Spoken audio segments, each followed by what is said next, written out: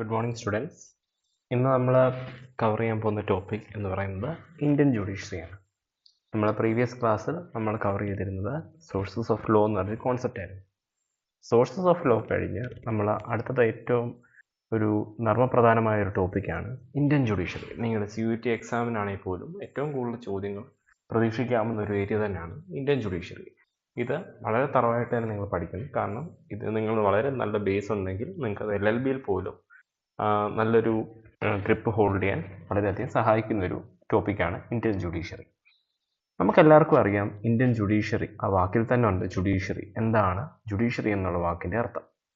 നിയമപീഠം അല്ലേ? കാരണം ഒരു രാജ്യത്ത് നീതി നടപ്പിലാക്കാൻ വേണ്ടി നമ്മളെ ഏൽപ്പിച്ചിരിക്കുന്ന ഒരു സമ്പ്രദായത്തിനെയാണ് നമ്മൾ ജുഡീഷ്യറി എന്ന് പറയുന്നത്.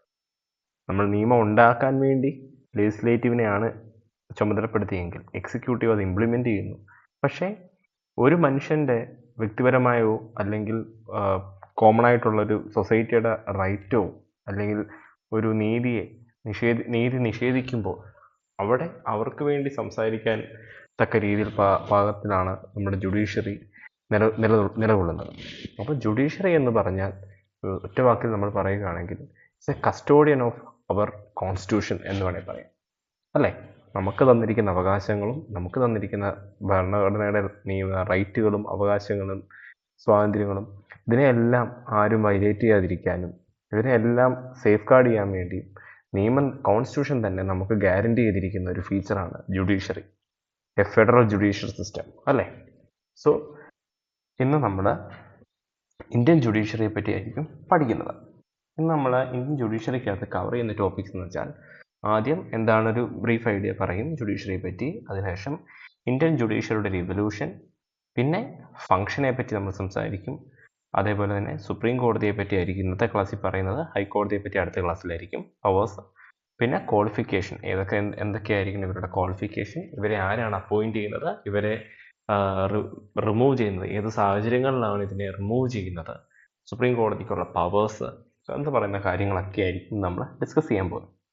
So, moving on to the topic, supreme Court of India. നമുക്കെല്ലാവർക്കും സുപരിചിതമാണ് സുപ്രീം കോർട്ട് അല്ലേ? നമ്മൾ വാർത്തകളിലും മീഡിയയിലും ന്യൂസ് പേപ്പേഴ്സിലും എല്ലാ ദിവസവും കേൾക്കുന്ന ഒരു നാമമാണ് സുപ്രീം കോർട്ട് അല്ലേ? ഇന്ത്യയുടെ പരമോന്നതമായ നീതിപീഠം, the apex court of the country. So ഈ കോർട്ടിനെ പറ്റി നമ്മൾ പഠിക്കുന്നതിന് മുമ്പ് തന്നെ നമ്മൾ അറിഞ്ഞിരിക്കേണ്ട കുറച്ച് ബേസിക് ആയിട്ടുള്ള ഹിസ്റ്ററി ഉണ്ട്. A brief history of supreme Court of India. നമുക്കറിയാം ഇന്ത്യ വിദേശ ശക്തികളാൽ ഭരിച്ചൊരു രാജ്യമാണ് അല്ലേ?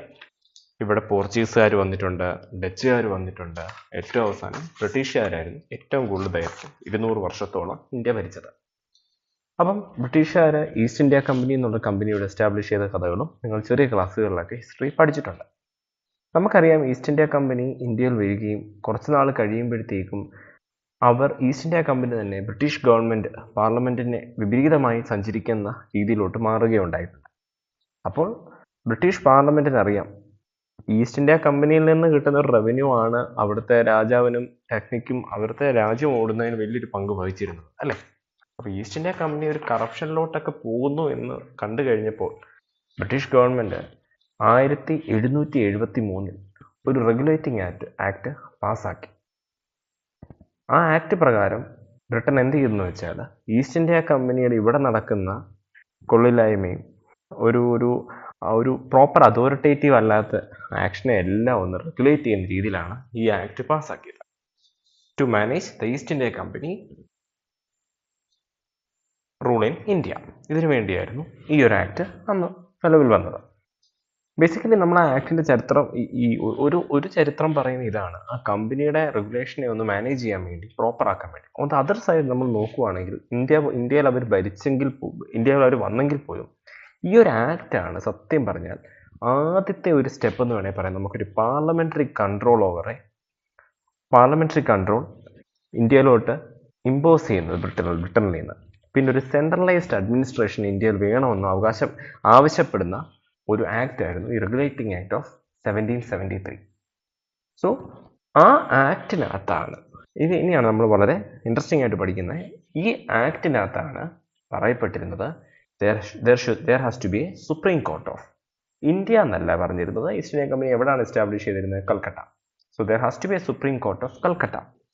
ഈ കൽക്കട്ട അവിടെ എസ്റ്റാബ്ലിഷ് ചെയ്യണമെന്ന് പറഞ്ഞതിന് കുറേ റീസൺസ് ഉണ്ട്. ഒന്ന്, കമ്പനിക്ക് വേണ്ടി റെഗുലേറ്റിംഗ് ആക്ട് വെക്കുകയും അതിന് വിപരീതമായി സഞ്ചരിക്കുകയോ പ്രവർത്തിക്കുകയോ ചെയ്താൽ അവരെ പണിഷ് ചെയ്യാനും പീനലൈസ് ചെയ്യാനും പിന്നെ ഒരു ബ്രിട്ടനിൽ നിന്ന് അവർക്ക് നേരിട്ട് ജഡ്ജിമാരൊക്കെ അപ്പോയിന്റ് ചെയ്യുമ്പോൾ അവർക്കിത് ബ്രിട്ടൻ എന്ന് പറയുന്ന രാജ്യത്തിന് ഇന്ത്യയിലെ ഈ പറയുന്ന അഡ്മിനിസ്ട്രേഷൻ, അതായത് ഈസ്റ്റ് ഇന്ത്യ കമ്പനിയുടെ അഡ്മിനിസ്ട്രേഷൻ കൺട്രോളിൽ വരുത്താൻ വേണ്ടി തന്നെ ചെയ്തിരുന്നൊരു പ്ലാൻ ആയിരുന്നു ഈ പറഞ്ഞ റെഗുലേറ്റിംഗ് ആക്ട്. സോ ഇത് basically on the other side നമ്മൾ നോക്കുവാണെങ്കിൽ നമുക്ക് നമ്മൾ കൽക്കട്ട അല്ലെങ്കിൽ ബംഗാൾ എന്ന് പറയുന്നത് ഒരു പ്രോപ്പർ ബൗണ്ടറിയും കാര്യങ്ങളുണ്ട്. പണ്ട് സത്യം പറഞ്ഞ് നമ്മൾ നോക്കുവാണെങ്കിൽ ഇതിൻ്റെ നെയ്ബറിംഗ് ആയിട്ടുള്ള ബീഹാറും ഒറീസയും എല്ലാം ചേർന്നതായിരുന്നു ഈ ബംഗാൾ എന്ന് പറയുന്ന ഒരു സ്റ്റേറ്റ്. അത്രയും വലിയൊരു സ്റ്റേറ്റ് ആയിരുന്നു. അത് പാർട്ടീഷൻ ചെയ്തത് ബ്രിട്ടീഷുകാരുടെ കാലഘട്ടത്തിൽ തന്നെയായിരുന്നു. പക്ഷേ ഇത് ഇത്രയും ഒരുമിച്ച് കിടന്നൊരു വലിയ ലാൻഡ് ഏരിയ ആയിരുന്നു. ആയതിനാൽ തന്നെ ഡിസ്പ്യൂട്ട്സ് കൂടുതലായിരുന്നു. അപ്പോൾ ഇതെല്ലാം കൺട്രോൾ ചെയ്യാൻ വേണ്ടി ഒരു നിയമവ്യവസ്ഥ വേണം എന്നുള്ളത് മസ്റ്റായിരുന്നു. ആ സാഹചര്യത്തിലായിരുന്നു റെഗുലേറ്റിംഗ് ആക്ട് പാസ്സാകുകയും അത് നിലവിൽ വരികയും അവസാനം സുപ്രീം കോർട്ട് ഓഫ് കൽക്കട്ട എന്ന പേരിൽ അത് പ്രവർത്തിക്കുകയും ചെയ്തത്. സോ ഇത് കുറേ നാൾ പോവുകയും അതിൻ്റെ ഇടയിൽ തന്നെ നമുക്കറിയാം ഇന്ത്യയിലെ ബ്രിട്ടീഷുകാർ ഏറ്റവും കൂടുതൽ ഫോക്കസ് ചെയ്ത സ്റ്റേറ്റുകളായിരുന്നു ഒന്ന് മദ്രാസും പിന്നെ ബോംബെ. അപ്പം സുപ്രീം കോർട്ട് ഈ പറയുന്ന ഇതേ സുപ്രീം കോർട്ട് തന്നെ സുപ്രീം കോർട്ട് ഓഫ് ബോംബെ എന്നാണ് പറഞ്ഞപ്പോൾ സുപ്രീം കോർട്ട് ഓഫ് ബോംബെ എന്ന് നാമത്തിലുണ്ടായിരുന്നു. മദ്രാസ് എന്ന് പറയുന്നത് മദ്രാസ് പ്രൊവിൻഷ്യൽ കോർട്ട് ഈ പറയുന്ന ഇതേ ഫംഗ്ഷൻ തന്നെയായിരുന്നു ചെയ്തിരുന്നത്. പക്ഷേ കാലക്രമേണ കുറേ വർഷങ്ങൾക്ക് ശേഷം നമുക്ക് ഈ ഗവൺമെൻറ് ഓഫ് ഇന്ത്യ ആക്ട് 1935 എന്നുള്ളൊരു ആക്ട് പാസ്സായി. അതിൻ്റെ ആക്ടിൻ്റെ ഉദ്ദേശം ഇത്രയേ ഉള്ളായിരുന്നു.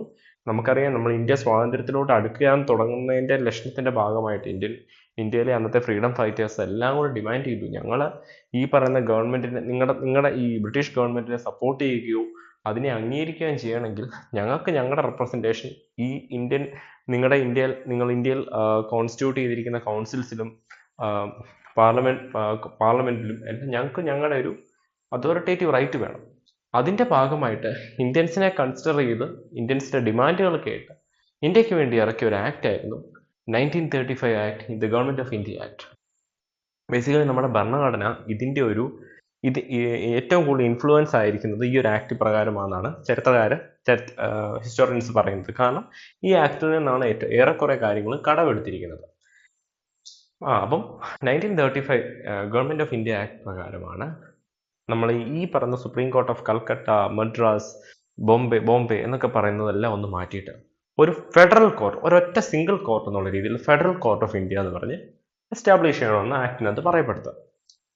അതിനുശേഷം 12 വർഷം കഴിഞ്ഞപ്പോഴത്തേക്ക് 1947 കഴിഞ്ഞതിന് ശേഷം കോൺസ്റ്റിറ്റ്യൂഷൻ വന്നതിന് ശേഷം, നമ്മുടെ ഭരണഘടന വന്നതിന് ശേഷം നമ്മളിതെല്ലാം മാറ്റി we formed a Supreme Court of India എന്നുള്ള ഒറ്റ ഇൻറ്റിഗ്രേറ്റഡ് ജുഡീഷ്യൽ സിസ്റ്റം നമ്മൾ ഇന്ത്യയിൽ വേണമെന്ന് നമ്മുടെ കോൺസ്റ്റിറ്റ്യൂഷണൽ ബോഡി തീരുമാനിക്കുകയും പാർലമെന്റ് അതിൽ പാസ്സാവുകയും ചെയ്ത 1950 ജനുവരി 26 സുപ്രീം കോർട്ട് ഓഫ് ഇന്ത്യ വന്നത്. അതിനകത്ത് പറയപ്പെട്ടതനുസരിച്ച് സുപ്രീം കോടതിയുടെ വിധി ബാക്കി വരുന്ന കീഴ്ക്കോടതികളിൽ ബൈൻഡിങ് എന്ന് പറയും. ബൈൻഡിങ് എന്ന് വെച്ചാൽ they have to follow, they have to obey എന്നുള്ള രീതിയിലാണ് ആ ഒരു ലീഗൽ ടേമിന് എക്സ്പ്ലനേഷൻ കൊടുത്തത്. സോ ഇതായിരുന്നു നമ്മുടെ സുപ്രീം കോടതിയുടെ ഒരു ചെറിയ ലഘുചരിത്രം. ഓക്കെ, നമ്മൾ അടുത്ത് നോക്കേണ്ടത് നമ്മുടെ ഭരണഘടന പ്രകാരമാണല്ലോ നമുക്ക് സുപ്രീം കോടതി വന്നത്. അപ്പം ഭരണഘടനയിൽ എവിടെയാണ് സുപ്രീം കോടതിയെ പറ്റി പരാമർശിച്ചിരിക്കുന്നത് എന്നുള്ളത് അറിഞ്ഞിരിക്കണം.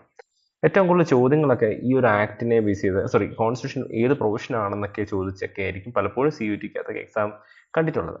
നമ്മൾ മനസ്സിലാക്കേണ്ടത് ഇന്ത്യൻ ഭരണഘടനയിൽ ഇപ്പോൾ എത്ര പാർട്ടും എത്ര ഷെഡ്യൂളും ഒക്കെ ഉണ്ട്.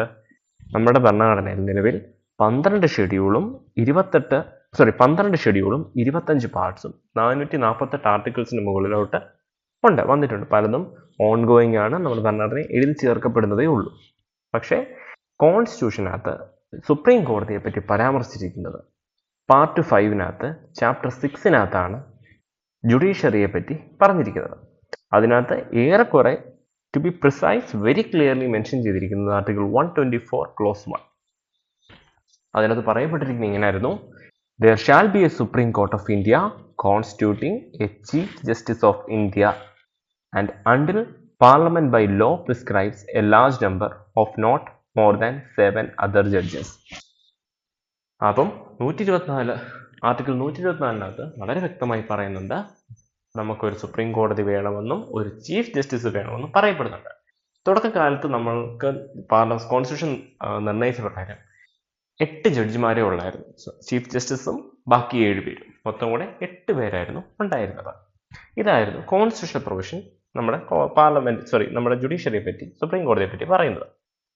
അപ്പോൾ നമ്മൾ ഇനി മനസ്സിലാക്കേണ്ട ഒരു കാര്യം, നമ്മൾ ജുഡീഷ്യറിയെ പറ്റി പറഞ്ഞു അല്ലേ, എന്താണ് പാർലമെന്റിനകത്ത് കോൺസ്റ്റിറ്റ്യൂഷനകത്ത് എന്തായിരുന്നു ജുഡീഷ്യറിയുടെ റോളും ജുഡീഷ്യറിയെ പറ്റി എവിടെയാണ്, സുപ്രീം കോടതിയെ പറ്റി എവിടെയാണ് പരാമർശിച്ചിരിക്കുന്നതും പറഞ്ഞു. ഇനി നമ്മൾ മനസ്സിലാക്കേണ്ടതെന്ന് വെച്ചാൽ നമ്മുടെ ജുഡീഷ്യറിക്ക് ചില ഫങ്ഷൻസ് ഉണ്ട് അല്ലേ. ഏതൊരു മെക്കാനിസത്തിനും അല്ലെ ഏതൊരു ഒബ്ജക്റ്റിനും ഒരു ഫങ്ഷൻ ഉണ്ട്. ഒരു പൗരൻ എന്നുള്ള രീതിയിൽ എനിക്കൊരു ഫങ്ഷൻ ഉണ്ട്, പല കാര്യങ്ങൾ ചെയ്യുന്നില്ല എന്ന് പറയുന്ന ഒരു റെസ്പോൺസിബിലിറ്റിയുടെ ഒരു ഫങ്ഷൻ ഉണ്ട്. ഇന്ത്യൻ ജുഡീഷ്യറിയുടെ ഫങ്ഷൻ എന്തെന്നാണ് നമ്മൾ അടുത്തത് കാണാൻ പോകുന്നത്. ഒന്നാമത്തെ ഫങ്ഷൻ എന്ന് പറഞ്ഞാൽ അഡ്മിനിസ്ട്രേഷൻ ഓഫ് ജസ്റ്റിസ് ആണ്. അഡ്മിനിസ്ട്രേഷൻ ഓഫ് ജസ്റ്റിസ് എന്ന് പറഞ്ഞു കഴിഞ്ഞാൽ, വളരെ സിമ്പിളായി പറഞ്ഞു കഴിഞ്ഞാൽ, നിയമം നടപ്പിലാക്കുന്നത് ഏറ്റവും കൂടുതൽ കോൺട്രിബ്യൂഷൻ ചെയ്യുക എന്ന് വെച്ചാൽ, നിയമങ്ങൾ ഏത് കേസാണ് വരുന്നത് അതിന് തക്കമായ രീതിയിലുള്ള നിയമങ്ങൾ അപ്ലൈ ചെയ്യാനും അതിൻ്റെ പ്രൊസീജിയേഴ്സ് ഫോളോ ചെയ്യാനും അതിനെ ഗൈഡ് ചെയ്യാനും എല്ലാമാണ് അഡ്മിനിസ്ട്രേഷൻ ഓഫ് ജസ്റ്റിസ് എന്ന് പറയുന്നത്. സോ അതിൻ്റെ മെയിൻ ഫങ്ഷൻ എന്ന് പറഞ്ഞാൽ ഏത് കേസുകൾ വരുമ്പോഴത്തേക്കും അത് നീതിയിലോട്ട് എത്തിക്കുക എന്നുള്ള ഒരു പ്രഥമ ധർമ്മം സുപ്രീം കോടതിക്കുണ്ട്. സോ കേസുകൾ അതിൻ്റെ അനുസരിച്ചുള്ള നിയമങ്ങൾ അപ്ലൈ ചെയ്യുകയും അതിൻ്റെ പ്രൊസീജിയേഴ്സ് ഫോളോ ചെയ്യാനുള്ള പ്രൈമറി ഫങ്ഷനാണ് അഡ്മിനിസ്ട്രേഷൻ ഓഫ് ജസ്റ്റിസിൽ കൂടെ സുപ്രീം കോർട്ട് അല്ലെങ്കിൽ ഇന്ത്യൻ ജുഡീഷ്യറിയുടെ ഒന്നാമത്തെ ഫങ്ഷൻ. രണ്ടാമത്തെ ഫങ്ഷൻ എന്ന് പറഞ്ഞാൽ creation of judge case loss. നമുക്കറിയാം പലപ്പോഴും എല്ലാ സാഹചര്യത്തിനും ഒത്തുള്ള നിയമങ്ങൾ നമ്മുടെ ഭരണകൂടങ്ങൾ ആക്കാറില്ല. കാരണം എന്താണ്, നമ്മളെപ്പോഴും പറയും, ഓർത്തു വയ്ക്കണം, law is always A dynamic concept ആണ് അല്ലേ. ഓരോ വട്ടവും അതിങ്ങനെ മാറിക്കൊണ്ടിരിക്കുകയാണ്. എന്ന് വെച്ചാൽ താഴോട്ടല്ല മുകളിലോട്ട് ഒരു നല്ല രീതിയിൽ അപ്ഗ്രേഡ് ചെയ്തുകൊണ്ടിരിക്കുകയാണ് ഓരോ ദിവസവും. ഓരോ സിറ്റുവേഷൻസ് ആണ് നിയമത്തെ ഓരോ സിറ്റുവേഷൻസ് ആണ് അല്ലെങ്കിൽ സർക്കംസ്റ്റൻസസ് ആണ് നിയമത്തെ പുരോഗമനത്തിലേക്ക് എത്തിക്കാൻ സഹായിക്കുന്നത്. സോ ഈ ഡൈനാമിക് ആയതുകൊണ്ട് തന്നെ പലപ്പോഴും പല കേസുകൾക്കും നിയമങ്ങൾ കാണത്തില്ല അല്ലേ. അപ്പോൾ എന്ത് ചെയ്യും, സുപ്രീം കോടതിയെ പോലുള്ള പരമോന്നതമായ കോടതികൾക്ക് ഒരു അതോറിറ്റേറ്റീവ് റൈറ്റ് ഉണ്ട് അല്ലേ. അഡ്മിനിസ്ട്രേഷൻ ഓഫ് ജസ്റ്റിസ് എന്നുള്ള രീതിയിൽ തന്നെ നമ്മൾ നോക്കുമ്പം നിയമങ്ങളില്ലാത്ത കേസുകളിൽ സുപ്രീം കോടതി അവരുടെ ജഡ്ജിമാര് അവരുടെ വിസ്ഡമും അവരുടെ എല്ലാ ലീഗൽ സെൻസും കോമൺ സെൻസും അപ്ലൈ ചെയ്ത് അതിനൊരു സൊല്യൂഷൻ കണ്ടെത്താൻ പലപ്പോഴും ശ്രമിക്കാറുണ്ട്. നമുക്കിപ്പം തന്നെ എക്സാമ്പിൾ പറയുവാണെങ്കിൽ നമ്മൾ തന്നെ മർഡർ അല്ലേ, കൊലപാതകങ്ങൾ, കുറേ തരത്തിലുള്ള കൊലപാതകങ്ങളുണ്ട്. നമ്മുടെ നിയമത്തിനകത്ത് മർഡർ എന്ന് ഡിഫൈൻ ചെയ്തിട്ടുണ്ട്. പക്ഷേ ചില എക്സ്ട്രീം കേസുകളുണ്ടല്ലോ. ഇപ്പം ഡൽഹി റേപ്പ് കേസൊക്കെ 2013 നടന്ന ഡൽഹി റേപ്പ് കേസൊക്കെ അപൂർവം നടക്കുന്ന ഏറ്റവും ക്രൂരമായുള്ള മർഡറുകളല്ലേ അതൊക്കെ. അപ്പം നിയമപ്രകാരം ചിലപ്പോൾ അങ്ങനെ ഒരു നിയമം കാണത്തില്ലായിരിക്കും. What should be done when such a situation such a case has come before the court, എന്ത് നിയമം അപ്ലൈ ചെയ്യണമെന്നൊന്നും നിയമപുസ്തകങ്ങളിൽ കാണത്തില്ല. അപ്പം ഇതൊക്കെ എന്താണ്, സർക്കംസ്റ്റൻസ് ബേസ് ചെയ്ത് വരുന്ന കാര്യങ്ങളല്ലേ, പെട്ടെന്നുണ്ടാകുന്നതല്ലേ. അങ്ങനെയൊക്കെ വരുമ്പോൾ ജഡ്ജസ് അവരുടെ ലീഗൽ സെൻസും അവരുടെ വിസ്ഡമും അവരുടെ എക്സ്പീരിയൻസും നോളജും എല്ലാം അപ്ലൈ ചെയ്ത് they have the ability and they have the responsibility and they also have the right to make appropriate steps towards that particular case. അതിൽ കൂടെ they provide justice to that victim. അപ്പം നിയമമില്ലാതെ അവരവരുടെ wisdom use ചെയ്തുണ്ടാക്കുന്ന ഒരു എബിലിറ്റിയാണ് നമ്മൾ creation of judge case loss എന്ന് പറയുന്നത്. അപ്പം അവർ ആ ഒരു സെൻസ് അപ്ലൈ ചെയ്തിട്ടുണ്ടെങ്കിൽ, നമ്മൾ തുടക്കം മുമ്പേ പറഞ്ഞതുപോലെ തന്നെ എന്തായിരുന്നു നമ്മൾ പറഞ്ഞത്, നമ്മൾ അവസാനത്തെ പോയിന്റ് പറഞ്ഞു ബൈൻഡിങ് ഓൺ ഓൾ കോർട്ട്സ് എന്ന് അല്ലേ. അപ്പം ജഡ്ജസ് പറയുന്നത്, സുപ്രീം കോടതിയിലെ ജഡ്ജസ് പറയുന്ന നിയമങ്ങളില്ലാത്ത സാഹചര്യത്തിലും അവർ അപ്ലൈ ചെയ്യുന്ന ആ മൈൻഡിനെ റെസ്പെക്ട് ചെയ്യുകയും കീഴ്ക്കോടതികളിൽ അതേപോലത്തെ സിറ്റുവേഷൻ വരുമ്പോൾ ഇതേ സ്റ്റെപ്പ് ഫോളോ ചെയ്യാനുള്ള അതോറിറ്റേറ്റീവ് അല്ലെങ്കിൽ ബൈൻഡിങ് നേച്ചർ നമ്മുടെ ജുഡീഷ്യറിക്ക് ഉണ്ട്. മൂന്നാമത്തെ എന്താണ്, മൂന്നാമത്തെ ഫംഗ്ഷൻ എന്ന് പറഞ്ഞാൽ ഗാർഡിയൻ ഓഫ് ദ കോൺസ്റ്റിറ്റ്യൂഷൻ. നമുക്കറിയാം നമ്മുടെ ഭരണഘടന നമുക്ക് സിറ്റിസൺ തരുന്ന ഒരു അഷ്വറൻസ് ആണ്. ഈ ഇന്ത്യ എന്ന് പറഞ്ഞ മഹാരാജ്യത്തിന് തരുന്ന അഷ്വറൻസ് ആണ് നമ്മുടെ കോൺസ്റ്റിറ്റ്യൂഷൻ, അല്ലേ? നമ്മുടെ കോൺസ്റ്റിറ്റ്യൂഷൻ ആണ് ഇന്ത്യയിലെ ഏറ്റവും സോവറിൻ ബുക്ക്, അല്ലെങ്കിൽ എല്ലാത്തിൻ്റെയും മുകളിൽ നിൽക്കുന്ന അതോറിറ്റേറ്റീവ്. അപ്പം പലപ്പോഴും നമുക്കറിയാം ഭരണഘടനകൾ ഭേദഗതി നടത്താനുള്ള അതോറിറ്റി പാർലമെന്റിനുള്ളത്, അല്ലേ? പക്ഷേ പാർലമെന്റ് ചില സമയത്ത്, അല്ലെങ്കിൽ ഇന്ത്യയെ ഭരിക്കുന്ന പൊളിറ്റിക്കൽ പാർട്ടികളുടെ നെഗറ്റീവ് ഇന്റൻഷൻസ് പലപ്പോഴും കോൺസ്റ്റിറ്റ്യൂഷനെ നെഗറ്റീവായിട്ട് അമെൻഡ് ചെയ്യാൻ പലപ്പോഴും പ്രേരിപ്പിക്കാറുണ്ട്, അല്ലേ? അപ്പം ആ സാഹചര്യങ്ങളിൽ നമുക്കറിയാം നമ്മുടെ മുമ്പിൽ ഒരു ഗാർഡിയൻ ഇല്ലെങ്കിൽ നമ്മൾ എന്ത് തോന്നിവാസവും ചെയ്തു പോകും.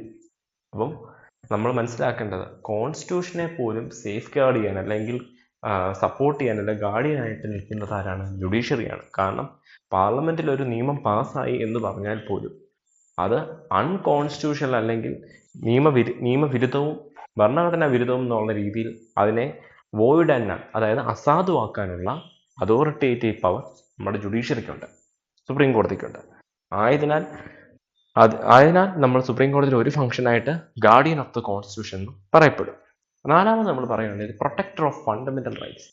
ഗാർഡിയൻ ഓഫ് ദ കോൺസ്റ്റിറ്റ്യൂഷൻ എന്ന് പറയുന്നത് പോലെ തന്നെ ഭരണഘടനയിൽ വ്യക്തികൾക്ക് അല്ലെങ്കിൽ ജനങ്ങൾക്ക് തന്നിരിക്കുന്ന ബേസിക് ഫണ്ടമെന്റൽ റൈറ്റ്സിനെ വയലേറ്റ് ചെയ്യാൻ ആര് ശ്രമിച്ചാൽ പോലും സുപ്രീം കോടതിക്ക് അതിനെ സേഫ് ഗാർഡ് ചെയ്യാനുള്ള അതോറിറ്റേറ്റീവ് പവറും കൊടുത്തിട്ടുണ്ട്. പിന്നെ അഞ്ചാമത് പറയുന്നതാണ് സൂപ്പർവൈസറി ഫംഗ്ഷൻ. അതായത് നമുക്കറിയാം ഇന്ത്യയുടെ ഒരു കോഡ് സ്ട്രക്ചർ സിസ്റ്റം എന്ന് പറഞ്ഞ ഒരു ഇൻറ്റിഗ്രേറ്റഡ് സിസ്റ്റമാണ്. സുപ്രീം കോടതി, ഹൈക്കോടതി, അതിന് താഴെ കീഴ്ക്കോടതികൾ. അപ്പം ഈ ഏറ്റവും മുകളിലുള്ള അപ്പെക്സ് കോർട്ട് എന്നുള്ള നിലയിൽ സുപ്രീം കോടതിക്ക് കീഴ്ക്കോടതികളുടെ ഫങ്ഷനിങ്ങും അവരുടെ ഒരു രീതികളും പ്രൊസീജിയേഴ്സും എല്ലാം ഒബ്സർവ് അല്ലെങ്കിൽ സൂപ്പർവൈസ് ചെയ്യാനുള്ള ഒരു ഫംഗ്ഷനുകളുണ്ട്. കാരണം കീഴ്ക്കോടതികൾ എങ്ങനെയൊക്കെയാണ് ഫങ്ഷൻ ചെയ്യുന്നത്, കേസുകളെല്ലാം പ്രോപ്പറായിട്ടാണോ ഡിസ്പോസൽ, അതായത് ഒത്തുതീർക്കുന്നതും അല്ലെങ്കിൽ നടപ്പിലാക്കുന്നതും എല്ലാം നോക്കാനുള്ളൊരു അതോറിറ്റേറ്റീവ് പവറും സുപ്രീം കോടതിക്ക് അല്ലെങ്കിൽ നമ്മുടെ ജുഡീഷ്യൽ സിസ്റ്റത്തിന് ഉണ്ട്. പിന്നെ പറയുന്നത് എന്താണ്? Advisory function.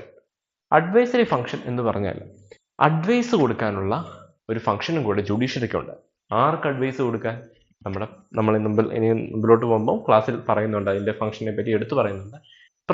ഇന്ത്യൻ പ്രസിഡന്റിന് ചില പ്രത്യേക സാഹചര്യങ്ങളിൽ നിയമത്തെ പറ്റിയുള്ള സംശയങ്ങൾ അഭിമുഖീകരിക്കാൻ വേണ്ടി സുപ്രീം കോടതിയെ സമീപിക്കാൻ, അല്ലെങ്കിൽ നമ്മുടെ ജുഡീഷ്യറി സമീപിക്കാനുള്ള ഒരു റൈറ്റ് ഉണ്ട്. അപ്പം അത് നിറവേറ്റി കൊടുക്കുക എന്നുള്ളൊരു ഫംഗ്ഷൻ കൂടെ നമ്മുടെ ജുഡീഷ്യറിക്കുണ്ട്.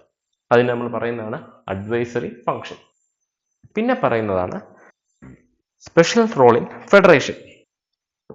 സ്പെഷ്യൽ റോൾ ഇൻ ഫെഡറേഷൻ എന്ന് പറയാൻ ഉദ്ദേശിക്കുന്നത് വെച്ചാൽ വേറൊന്നുമല്ല, നമുക്കറിയാം ഇന്ത്യ എന്ന് പറഞ്ഞാൽ കുറേ സ്റ്റേറ്റുകൾ ഒരുമിച്ച് ചേർന്നിരിക്കുന്ന ഒരു രാജ്യമാണ്. അപ്പം സ്റ്റേറ്റുകൾ തമ്മിലുള്ള ഡിസ്പ്യൂട്ട്സും അത് സെറ്റിൽ ചെയ്യാനും അതിനൊരു കോംപ്രമൈസ് അല്ലെങ്കിൽ ഒരു മീഡിയേറ്ററിനെ പോലെ ഫങ്ഷൻ ചെയ്യാനുള്ള ഡ്യൂട്ടിയും നമ്മുടെ ജുഡീഷ്യറിക്കുണ്ട്. ലാസ്റ്റ് പറയുന്നത് എന്താണ്? Conducting judicial enquiries. അതായത് എൻക്വയറീസ് ഒക്കെ പ്രോപ്പറായിട്ട് നടത്തുവാനുള്ള ഫംഗ്ഷനും ജുഡീഷ്യറിക്കുണ്ട്. അതായത് ഇപ്പം ചില ജഡ്ജസിന്റെ പേരിലുള്ള ആരോപണങ്ങളോ അല്ലെങ്കിൽ ചില ലെജിസ്ലേറ്റീവ് ആയിട്ടുള്ളതോ എക്സിക്യൂട്ടീവ് ആയിട്ടുള്ളവരുടെയൊക്കെ ഫങ്ഷനിങ് ഒന്നും പ്രോപ്പർ അല്ലെങ്കിൽ ജുഡീഷ്യറിക്ക് സ്വയമേ എൻക്വയറി കണ്ടക്ട് ചെയ്ത് തക്കതായ രീതിയിലുള്ള പണിഷ്മെന്റ്സ് കൊടുക്കാനും ഉള്ള ഫങ്ഷൻ അതോറിറ്റേറ്റീവ് കൊടുത്തിട്ടുണ്ട്. ഇത്രയൊക്കെയാണ് നമ്മുടെ ഫങ്ഷൻ ഓഫ് ഇന്ത്യൻ ജുഡീഷ്യറി എന്ന് പറയപ്പെടുന്നത്.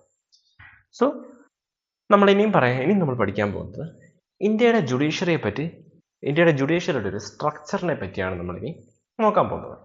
നമുക്കറിയാം ഇന്ത്യയിലെ ഏറ്റവും വലിയ പരമോന്നത കോടതി എന്നുള്ള വിശ്വസിക്കുന്നത് സുപ്രീം കോടതിയാണ്. അതിൻ്റെ താഴെ വരുന്നതാണ് ഹൈക്കോടതി, അല്ലേ? അപ്പം നമ്മൾ ഈ ഒരു സിസ്റ്റത്തെ നമ്മൾ പറയുന്നതെന്ന് വെച്ചാൽ താഴോട്ട് ഇങ്ങനെ പിന്നെ ലോവർ കോർട്സ് വരും. നിങ്ങളുടെ ആ സൈഡിൽ കാണുന്ന ചാർട്ട് പോലെ തന്നെ ഒരു പിരമിഡ് പോലെയാണ്. ഇതിനെ നമ്മൾ ടേം ചെയ്തിരിക്കുന്ന ഒരു വാക്ക് തന്നെ an integrated system of judiciary എന്നാണ്. കാരണം എന്താണ്? ഒരു ഇൻറ്റിഗ്രേറ്റഡ് ആണ്, ഒരു കണ്ടിന്യൂസ് പ്രോസസ്സ് പോലെ എന്നുള്ള രീതിയിൽ ഒരു ഫ്ലോ ചാർട്ട് പോലെ എന്നുള്ള രീതിയിൽ ഒരു അപ്പെക്സ് കോർട്ട്, അതിൻ്റെ താഴെ അതാത് സ്റ്റേറ്റുകളിൽ ഒരു ഹൈക്കോടതി, പിന്നെ ലോവർ കോടതി. ഇതാണ് നമ്മുടെ ഒരു സിസ്റ്റം, ഹയറാർക്കി. നമുക്ക് അറിയാം നമ്മുടെ സമൂഹത്ത് പലതരം കേസുകളുണ്ട്. നമ്മൾ ആ കേസുകളെ എപ്പോഴും വേർതിരിച്ചിരിക്കുന്നത് സിവിൽ കേസുകളും ക്രിമിനൽ കേസുകളും. അപ്പം സിവിൽ കേസുകളെല്ലാം ഡീൽ ചെയ്യുന്നത് സിവിൽ കോടതിയും ക്രിമിനൽ കേസുകളെല്ലാം ഡീൽ ചെയ്യുന്നത് ക്രിമിനൽ കോടതിയാണ്. അപ്പം നമുക്ക് സ്വാഭാവികമായിട്ട് നമുക്കൊരു സംശയം വരും. അപ്പം നമ്മളിപ്പോൾ ഇത്രയും നേരം പറഞ്ഞ സുപ്രീം കോടതിയും ഹൈക്കോടതിയും താഴെ വരുന്ന കോടതികളിലും ഇതെല്ലാം ഒരുമിച്ചാണോ ഡീൽ ചെയ്യുന്നത്? അല്ല. നമ്മൾ ക്ലാസ്സുകളിലും നമ്മൾ ഗ്രൂപ്പുകളിലൊക്കെ ഡിവിഷൻ ചെയ്യുന്നത് പോലെ തന്നെ കോടതിയും കേസിൻ്റെ സ്വഭാവം അനുസരിച്ച് കോടതിയുടെ സ്ട്രക്ചറിനെ ഡിവൈഡ് ചെയ്തിട്ടുണ്ട്. നിങ്ങളുടെ അടുത്ത ചാർട്ട് കാണും. നിങ്ങൾ ഈ ചാർട്ട് നോക്കുമ്പോൾ നിങ്ങൾക്കത് മനസ്സിലാവും. ഇതിനകത്ത് ഒന്നാമത് പറഞ്ഞത് ഏറ്റവും പരമോന്നത കോടതി എന്നുള്ള രീതിയിൽ സുപ്രീം കോടതി, ഹൈക്കോടതി. ഈ രണ്ട് കോടതിക്കുള്ള ഏറ്റവും വലിയ സവിശേഷത അല്ലെങ്കിൽ പ്രത്യേകത എന്ന് പറഞ്ഞാൽ ഈ രണ്ട് കോടതികൾക്കും അതേസമയം സിവിൽ കേസുകളും ക്രിമിനൽ കേസുകളും കേൾക്കാനുള്ള ഒരു അതോറിറ്റേറ്റീവ് ഫംഗ്ഷൻ നമ്മുടെ ഭരണഘടന കൊടുത്തിട്ടുണ്ട്. പക്ഷേ ഇവരുടെ താഴോട്ട് വരുമ്പോഴാണ് നമ്മൾ ഒരു സിസ്റ്റത്തെ വളരെയധികം ഡിവൈഡ് ചെയ്യുന്നത്. നമുക്ക് എല്ലാ ജില്ലകളിലും ഒരു ഡിസ്ട്രിക്ട് കോർട്ടുണ്ട് അല്ലേ? ഡിസ്ട്രിക്ട് കോർട്ടിനും ഈ പറയുന്ന സിവിലും ക്രിമിനൽ കേസുകളും കേൾക്കാനുള്ള അതോറിറ്റേറ്റീവ് ഉണ്ട്.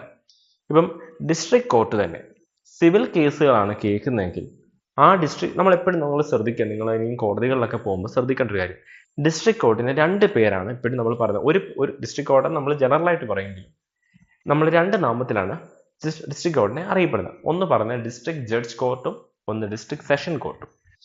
ഈ ഡിസ്ട്രിക്ട് കോർട്ടിന് സിവിൽ കേസുകളും ക്രിമിനൽ കേസുകളും കേൾക്കുന്നത് കൊണ്ട് തന്നെയാണ് ഇതിനെ ഡിസ്ട്രിക്ട് ജഡ്ജ് കോർട്ടും ഡിസ്ട്രിക്ട് സെഷൻ കോർട്ടും എന്ന് പറയുന്നത്.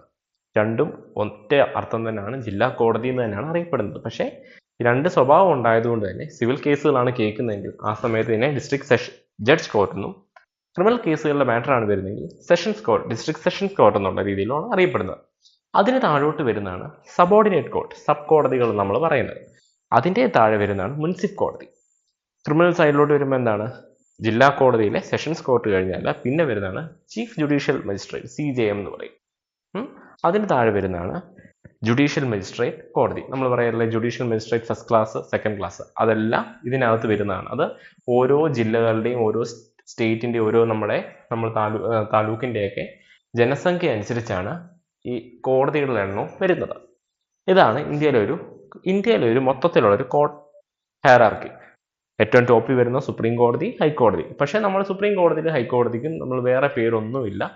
രണ്ടും സിവിലും ക്രിമിനലും കേൾക്കുമെന്ന് പറഞ്ഞാലും supreme Court of India, high court of India എന്നാണ് നമ്മൾ പറയുന്നത്. പക്ഷേ ജില്ലാ കോടതിയെ രണ്ട് പേരിലാണ് അറിയപ്പെടുന്നത്. സിവിൽ കേസുകളും ക്രിമിനൽ കേസുകളും എടുക്കുന്നതുകൊണ്ട് തന്നെ സിവിൽ കേസുകളാണെങ്കിൽ ഡിസ്ട്രിക്ട് ജഡ്ജ് കോർട്ടും ക്രിമിനലാണെങ്കിൽ ഡിസ്ട്രിക്ട് സെഷൻ കോർട്ടും.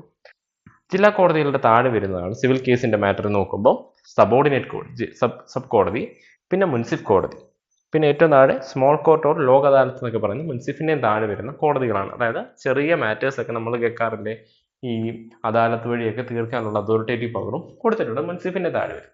ഇന്ത്യയിൽ അപ്പം നമുക്ക് അടുത്തൊരു സ്വാഭാവികമായിട്ട് സംശയം വരും, എങ്ങനെയാണ് ഈ കോടതികൾ ഇങ്ങനെ വരുന്നത്? അപ്പം എനിക്കൊരു കേസ് ഉള്ളപ്പോൾ ഞാൻ എവിടെ ഫയൽ ചെയ്യുന്നത് അല്ലേ? കേസ് എവിടെ കൊണ്ടാ രജിസ്റ്റർ ചെയ്യേണ്ടതെന്നുള്ളത് നമുക്ക് നിങ്ങളിപ്പം ഈ ഒരു എക്സാമിനൊന്നും പഠിക്കേണ്ട ഒരു വിഷയമല്ല, നിങ്ങൾ LLBയിലൊക്കെ പഠിക്കുന്ന ഒരു ടോപ്പിക്കാണ്. പക്ഷെ എന്നാലും നിങ്ങളുടെ ഒരു നോളജിന് വേണ്ടി ഞാൻ പറയുകയാണ്, നമ്മൾ പെക്യൂനറി ജൂറിസ്ഡിക്ഷൻ എന്ന് പറയുന്ന ഒരു കോൺസെപ്റ്റ് വെച്ചാണ് കേസ് ഫയൽ ചെയ്യുന്നത്. പെക്യൂനറി ജൂറിസ്ഡിക്ഷൻ എന്ന് വെച്ചാൽ മൂലധനം, പൈസയുടെ വാല്യൂ വെച്ചാണ്. എന്ന് വെച്ചാൽ ഫോർ എക്സാമ്പിൾ സിവിൽ കേസുകൾ എന്ന് പറയുമ്പോൾ എന്തൊക്കെയാണ്, വസ്തു തർക്കങ്ങളും അതിർത്തി തർക്കങ്ങളൊക്കെയാണല്ലോ കൂടുതലും വരുന്നത്. ഇപ്പം നിങ്ങളുടെ വസ്തുവിന് 10 ലക്ഷം രൂപ വരെയാണ് നിങ്ങളുടെ വസ്തുവിൻ്റെ വിലയെങ്കിൽ, അടിസ്ഥാന വില ബേസ് ചെയ്താണ് കണക്കിലെടുക്കുന്നത്, സർക്കാരിൻ്റെ അടിസ്ഥാന വില വെച്ച് 10 ലക്ഷം രൂപ വരെയാണ് നിങ്ങളുടെ വസ്തുവിൻ്റെ വില. അല്ലെങ്കിൽ ഇപ്പോൾ ഒരു ചെക്ക് കേസിനകത്ത് 10 ലക്ഷത്തിന് താഴെയാണ് നിങ്ങളുടെ ചെക്കിൻ്റെ ഒരു കേസ് വരുന്നതെങ്കിൽ അതെല്ലാം സിവിലിനകത്ത് വരുന്നത്. 2 ലക്ഷം അല്ല 1 ലക്ഷം, അങ്ങനത്തെ കേസുകളെല്ലാം മുൻസിഫ് കോടതികളിലാണ് ഫയൽ ചെയ്യുന്നത്. 10 ലക്ഷം മുതൽ, അതായത് 10,01,000 രൂപ മുതൽ 1 കോടി രൂപ വരെയുള്ള കേസുകൾ എവിടെ ഫയൽ ചെയ്യുന്നത്? നമ്മുടെ സബ് കോടതി എന്ന് പറയും. അതിന് മുകളിലോട്ട് വരുന്ന കേസുകളൊക്കെ ഡയറക്റ്റ് ഫയൽ ചെയ്യുന്നത് ജില്ലാ കോടതി. ഓക്കെ, ഇപ്പം നമ്മൾ മുൻസിഫ് കോടതിയിൽ ഫയൽ ചെയ്യുന്നു, സബ് കോടതി ഇതേപോലെ. അതേപോലെ തന്നെ ക്രിമിനൽ കേസിനകത്ത് പൈസയുടെ വാല്യൂവിലല്ല, അവിടെ വരുന്നത് നമ്മൾ ചെയ്ത കുറ്റത്തിൻ്റെ ഗ്രീവിയൻസ് അനുസരിച്ചാണ്. നമുക്ക് ഓരോ കുറ്റത്തിനും ഓരോ പണിഷ്മെൻ്റ് ആണല്ലോ. ചിലത് ഡെത്ത് പെനാൽറ്റി ആയിരിക്കും, ചിലത് ലൈഫ് ഇംപ്രസ്മെൻ്റ് ആയിരിക്കും, ചിലത് സിമ്പിൾ പണിഷ്മെൻ്റ് ആയിരിക്കും. അപ്പോൾ പണിഷ്മെൻറ്റിൻ്റെ അടിസ്ഥാനത്തിലാണ് അവിടെ വരുന്നത്.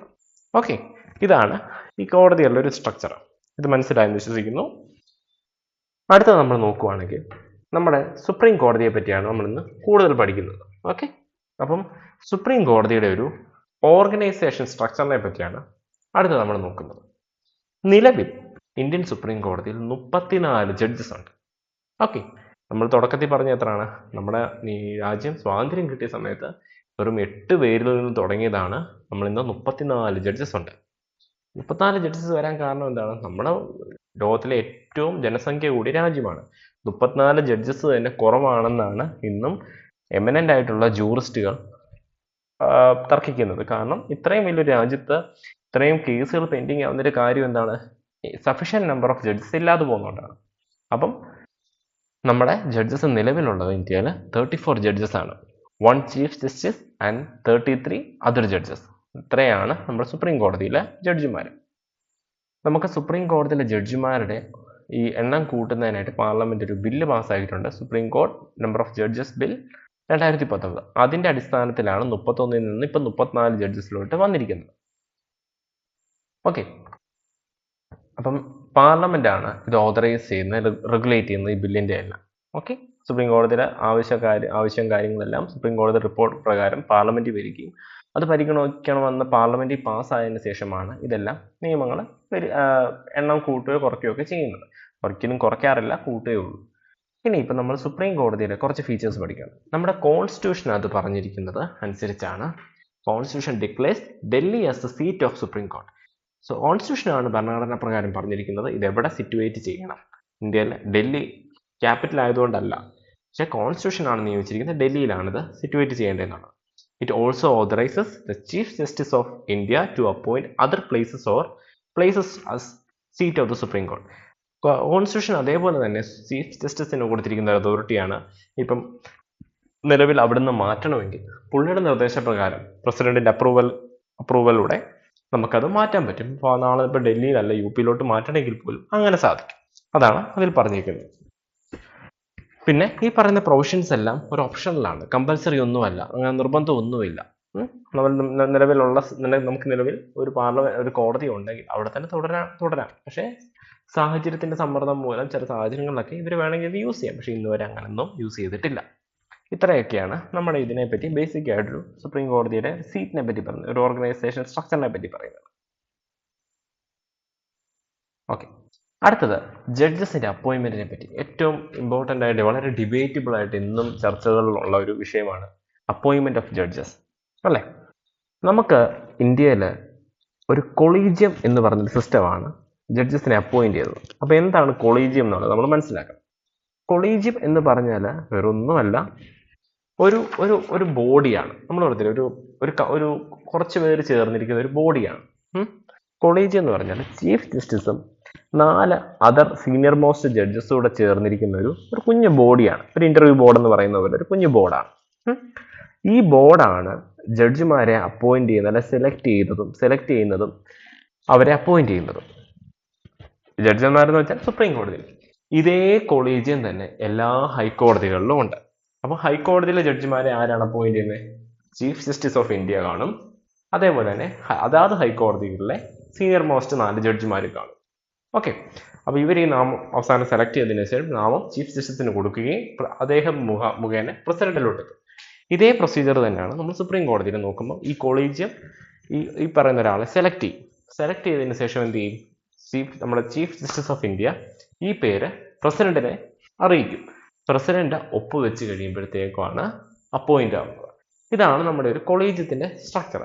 പക്ഷേ നമ്മൾ NJAC നാഷണൽ ജുഡീഷ്യൽ അപ്പോയിന്റ്മെന്റ് കമ്മീഷനൊക്കെ വേണമെന്ന് പറഞ്ഞ് 2014-15 കാലഘട്ടത്തിൽ ഈ കൊളീജിയം ഒട്ടും ശരിയല്ല. പാർലമെന്റ് എന്ത് ചെയ്തു? ഒരു പുതിയ ബില്ല് അങ്ങ് പാസ്സാക്കി, നാഷണൽ ജുഡീഷ്യൽ അപ്പോയിന്റ്മെന്റ് കമ്മീഷൻ എന്നൊക്കെ പറഞ്ഞ്. അതായത് കൊളീജിയത്തിനെ തകർക്കുകയും ജഡ്ജിമാരെ സെലക്ട് ചെയ്യുന്നതിൽ ഒരു ക്ലാരിറ്റി ഇല്ല. ഒരു കമ്മീഷൻ വെക്കണം, സർക്കാരിന്റെ ഒരു കമ്മീഷൻ ആയിരിക്കണം ജഡ്ജിമാരെ സെലക്ട് ചെയ്യേണ്ടതെന്ന് പറഞ്ഞ് ഒരു ബില്ല് അങ്ങ് പാർലമെന്റിൽ പാസ്സായി. പക്ഷേ ഞാൻ പറഞ്ഞില്ലേ, നമ്മൾ അൺകോൺസ്റ്റിറ്റ്യൂഷണൽ ആയിട്ട് അല്ലെങ്കിൽ അൺകോൺസ്റ്റിറ്റ്യൂഷണൽ നിയമവിരുദ്ധമായിട്ട് ഒരിക്കലും ഒരു ബില്ലും എവിടെ പാസ്സായാലും കോടതി അതിനെ നിഷേധിക്കും. അപ്പം ഇതിപ്പോൾ കോടതിയുടെ സ്വന്തം വിഷയമാണെന്ന് പറഞ്ഞാൽ പോലും കോടതി അത് നിഷേധിച്ചു. കാരണം എന്താണ്? നമ്മൾ സ്കൂളുകളിലൊക്കെ പഠിച്ചൊരു കോൺസെപ്റ്റാണ് സെപ്പറേഷൻ ഓഫ് പവർ, അല്ലേ? ഇന്ത്യ എന്ന് പറഞ്ഞ രാജ്യത്തെ വേറെ രാജ്യങ്ങളിൽ നിന്ന് ഒരു ഡിഫറൻഷിയേറ്റ് ചെയ്ത് നിർത്തുന്നു എന്തെന്ന് പറഞ്ഞാൽ separation of power. Legislative, executive, judiciary 3 പേരും അവരവരുടെ ഫംഗ്ഷൻ ചെയ്യുമ്പം തമ്മിൽ അങ്ങോട്ടും ഇങ്ങോട്ടും ഇന്റർഫെയർ ചെയ്യാൻ പാടില്ല. ഒരാൾ ഫംഗ്ഷൻ ചെയ്യുമ്പോൾ ഇന്റർഫെയർ ചെയ്യാൻ പാടില്ല. ഇപ്പം നിങ്ങളൊന്ന് ആലോചിച്ച് നോക്കി, പാർലമെന്റ് പാസ്സാക്കിയ നാഷണൽ ജുഡീഷ്യൽ അപ്പോയിന്റ്മെന്റ് കമ്മീഷൻ എന്ന് പറയുമ്പോൾ അതിനകത്ത് അവർ പറഞ്ഞിരിക്കുന്ന മാനദണ്ഡം എന്ന് പറഞ്ഞാൽ സുപ്രീം കോടതി ചീഫ് ജസ്റ്റിസ് ഓഫ് ഇന്ത്യ അതിനകത്ത് ഒരു മെമ്പറാണ്. പിന്നെ മെമ്പേഴ്സ് എന്ന് പറയുന്നത് ഭരിക്കുന്ന പാർട്ടിയിൽ നിന്ന് 2 പേര്, പിന്നെ ഒരു എമിനന്റ് ആയിട്ടുള്ള ഒരു ആള്, പ്രൈം മിനിസ്റ്റർ റെക്കമെൻഡ് ചെയ്യുന്ന ആൾ, ഇങ്ങനെ ഒരു 4-5 പേരാണ്. ഇതെന്നിപ്പോൾ നമ്മൾ തുടക്കത്തിൽ നമ്മുടെ കോളേജിയത്തിനകത്ത് എന്തൊക്കെയാണ് ഉള്ളത്? ചീഫ് ജസ്റ്റിസും 4 സീനിയർ മോസ്റ്റ് ജഡ്ജും. മറ്റേത് വരുമ്പോഴത്തേക്കും ഭരിക്കുന്ന പൊളിറ്റിക്കൽ പാർട്ടിയുടെ ആൾക്കാരും ഇതിനകത്ത്, അല്ല ലോ മിനിസ്റ്റർ പോലത്തെ ഉള്ള ആൾക്കാരും വരുന്നുണ്ട്. അപ്പം നമ്മുടെ ഭരണഘടനയിൽ പറഞ്ഞിരിക്കുന്ന സെപ്പറേഷൻ ഓഫ് പവർ എന്ന് പറയുന്ന ബേസിക് അടിസ്ഥാന വാല്യൂ ആണ് അവിടെ ഡിസ്ട്രോയ് ആയി പോകുന്നത്, അല്ലേ? കാരണം എന്താ, അങ്ങനെ വരുമ്പം ഭരിക്കുന്ന പാർട്ടിക്ക് ഇഷ്ടമുള്ള അല്ലെങ്കിൽ കറപ്റ്റഡ് ആയിട്ടുള്ള ജഡ്ജസ് ഒക്കെ നിയമപീഠത്തിന്റെ തലപ്പത്തിരിക്കുമ്പോൾ അത് രാജ്യത്തിനാണ് ക്ഷീണം. അങ്ങനെയാണ് നാഷണൽ ജുഡീഷ്യൽ അപ്പോയിന്റ്മെന്റ് കമ്മീഷൻ കോടതി അസാധുവാക്കുകയും റിജക്റ്റ് ചെയ്യുകയും ചെയ്തു. അത് ബില്ല് പാസ്സായെന്ന് പറഞ്ഞാലും ജുഡീഷ്യറി അതിനെ നൾ ആൻഡ് വോയിഡ് ചെയ്തു, അസാധുവാക്കി. അപ്പം കൊളീജിയൻ ത്രൂ ആണ് നമ്മൾ ജഡ്ജസിനെ അപ്പോയിന്റ് ചെയ്യുന്നത്, സെലക്ട് ചെയ്യുന്നത്. അപ്പം എന്തൊക്കെ ക്വാളിഫിക്കേഷനാണ് വേണ്ടി എന്നുള്ളതാണ് അടുത്തത് നമ്മൾ നോക്കേണ്ടത്. അപ്പം ഇതിനകത്ത് അപ്പോയിന്റ്മെന്റ് പ്രകാരം പറയുവാണെങ്കിൽ judge of the supreme Court are appointed by the president under article 124 clause 2. അപ്പോൾ ആർട്ടിക്കിൾ 124 ക്ലോസ് 2 പ്രകാരം പ്രസിഡന്റ് ആണ് അപ്പോയിന്റ് ചെയ്യുന്നത്. അപ്പം ഞാൻ എങ്ങനെയാണെന്ന് അതിൻ്റെ ഫംഗ്ഷൻ പറഞ്ഞല്ലോ. കൊളീജിയം എന്ന് പറയുന്ന ഈ ബോഡി പേര് റെക്കമെൻഡ് ചെയ്യുന്നത് പ്രസിഡന്റിനുണ്ട്. പ്രസിഡന്റ് അത് ശരിവെക്കുകയാണ് ചെയ്യുന്നത്. അങ്ങനെയാണ് നമ്മുടെ സിസ്റ്റം. ഓക്കെ, അത് കഴിഞ്ഞതിന് ശേഷം പിന്നെ എന്താണ് നമ്മൾ നോക്കേണ്ടത്? The other judges are appointed by the president after consultation with CG and such other judges of the Supreme Court and High Courts are deemed necessary. Consultation with Chief Justice is obligatory in the case of appointment of judge other than Chief Justice. അപ്പം നമ്മൾ ഇത്രയും പേരും പറഞ്ഞ explanation തന്നെയാണ് ഈ ഒരു പോയിന്റിനകത്ത് പറഞ്ഞിരിക്കുന്നത്. Collegial സിസ്റ്റത്തെ പറ്റിയാണ് പറഞ്ഞിരിക്കുന്നത്. പ്രസിഡന്റിന്റെ റെക്കമെൻഡേഷൻ, പ്രസിഡന്റ് ആണ് അപ്പോയിന്റ് ചെയ്യുന്നത്, കൊളീജിയമാണ് റെക്കമെൻഡേഷൻ പ്രസിഡന്റിലോട്ട് നടത്തുന്നത്. So moving on to the tenure and resignation. Tenure and റെസിഗ്നേഷന് മുൻപ് നിങ്ങൾ ക്വാളിഫിക്കേഷൻ എന്നുള്ളൊരു ഫാക്ടർ, അപ്പോയിന്റ്മെന്റ് നമ്മൾ പറഞ്ഞു ആരാണ് ചെയ്യുന്നത്, ക്വാളിഫിക്കേഷൻ എന്തൊക്കെയാണ് വേണ്ടുന്നത്. ഒന്നാമത് പറയുന്ന ക്വാളിഫിക്കേഷൻ എന്ന് പറഞ്ഞാൽ he has to be a citizen of India, ഒരു ഇന്ത്യൻ പൗരനായിരിക്കണമെന്ന് പറയുന്നുണ്ട്. രണ്ടാമത്തെ, സുപ്രീം കോടതിയിലെ ജഡ്ജായിട്ട് സെലക്ട് ആവണമെങ്കിൽ എന്താ വേണ്ടത്? ഈ പറയുന്ന വ്യക്തി ഒരു ഹൈക്കോടതിയിലെ ജഡ്ജിയായി 5 വർഷം ജഡ്ജിയായിട്ടിരുന്നൊരു എക്സ്പീരിയൻസ് കണക്കിലെടുക്കുന്നുണ്ട്.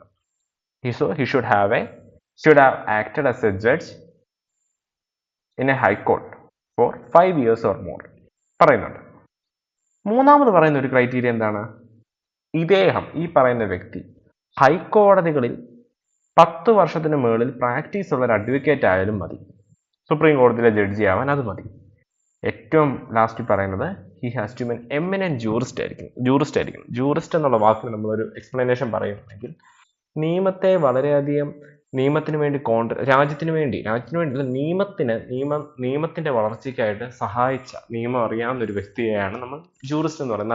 നല്ലൊരു ഓതർ ആവാം, എന്നുവെച്ചാൽ ഒരു ലോ എമിനന്റ് ആയിട്ടുള്ളൊരു റിസർച്ചർ ആവാം, ഒരു സ്കോളർ ആവാം.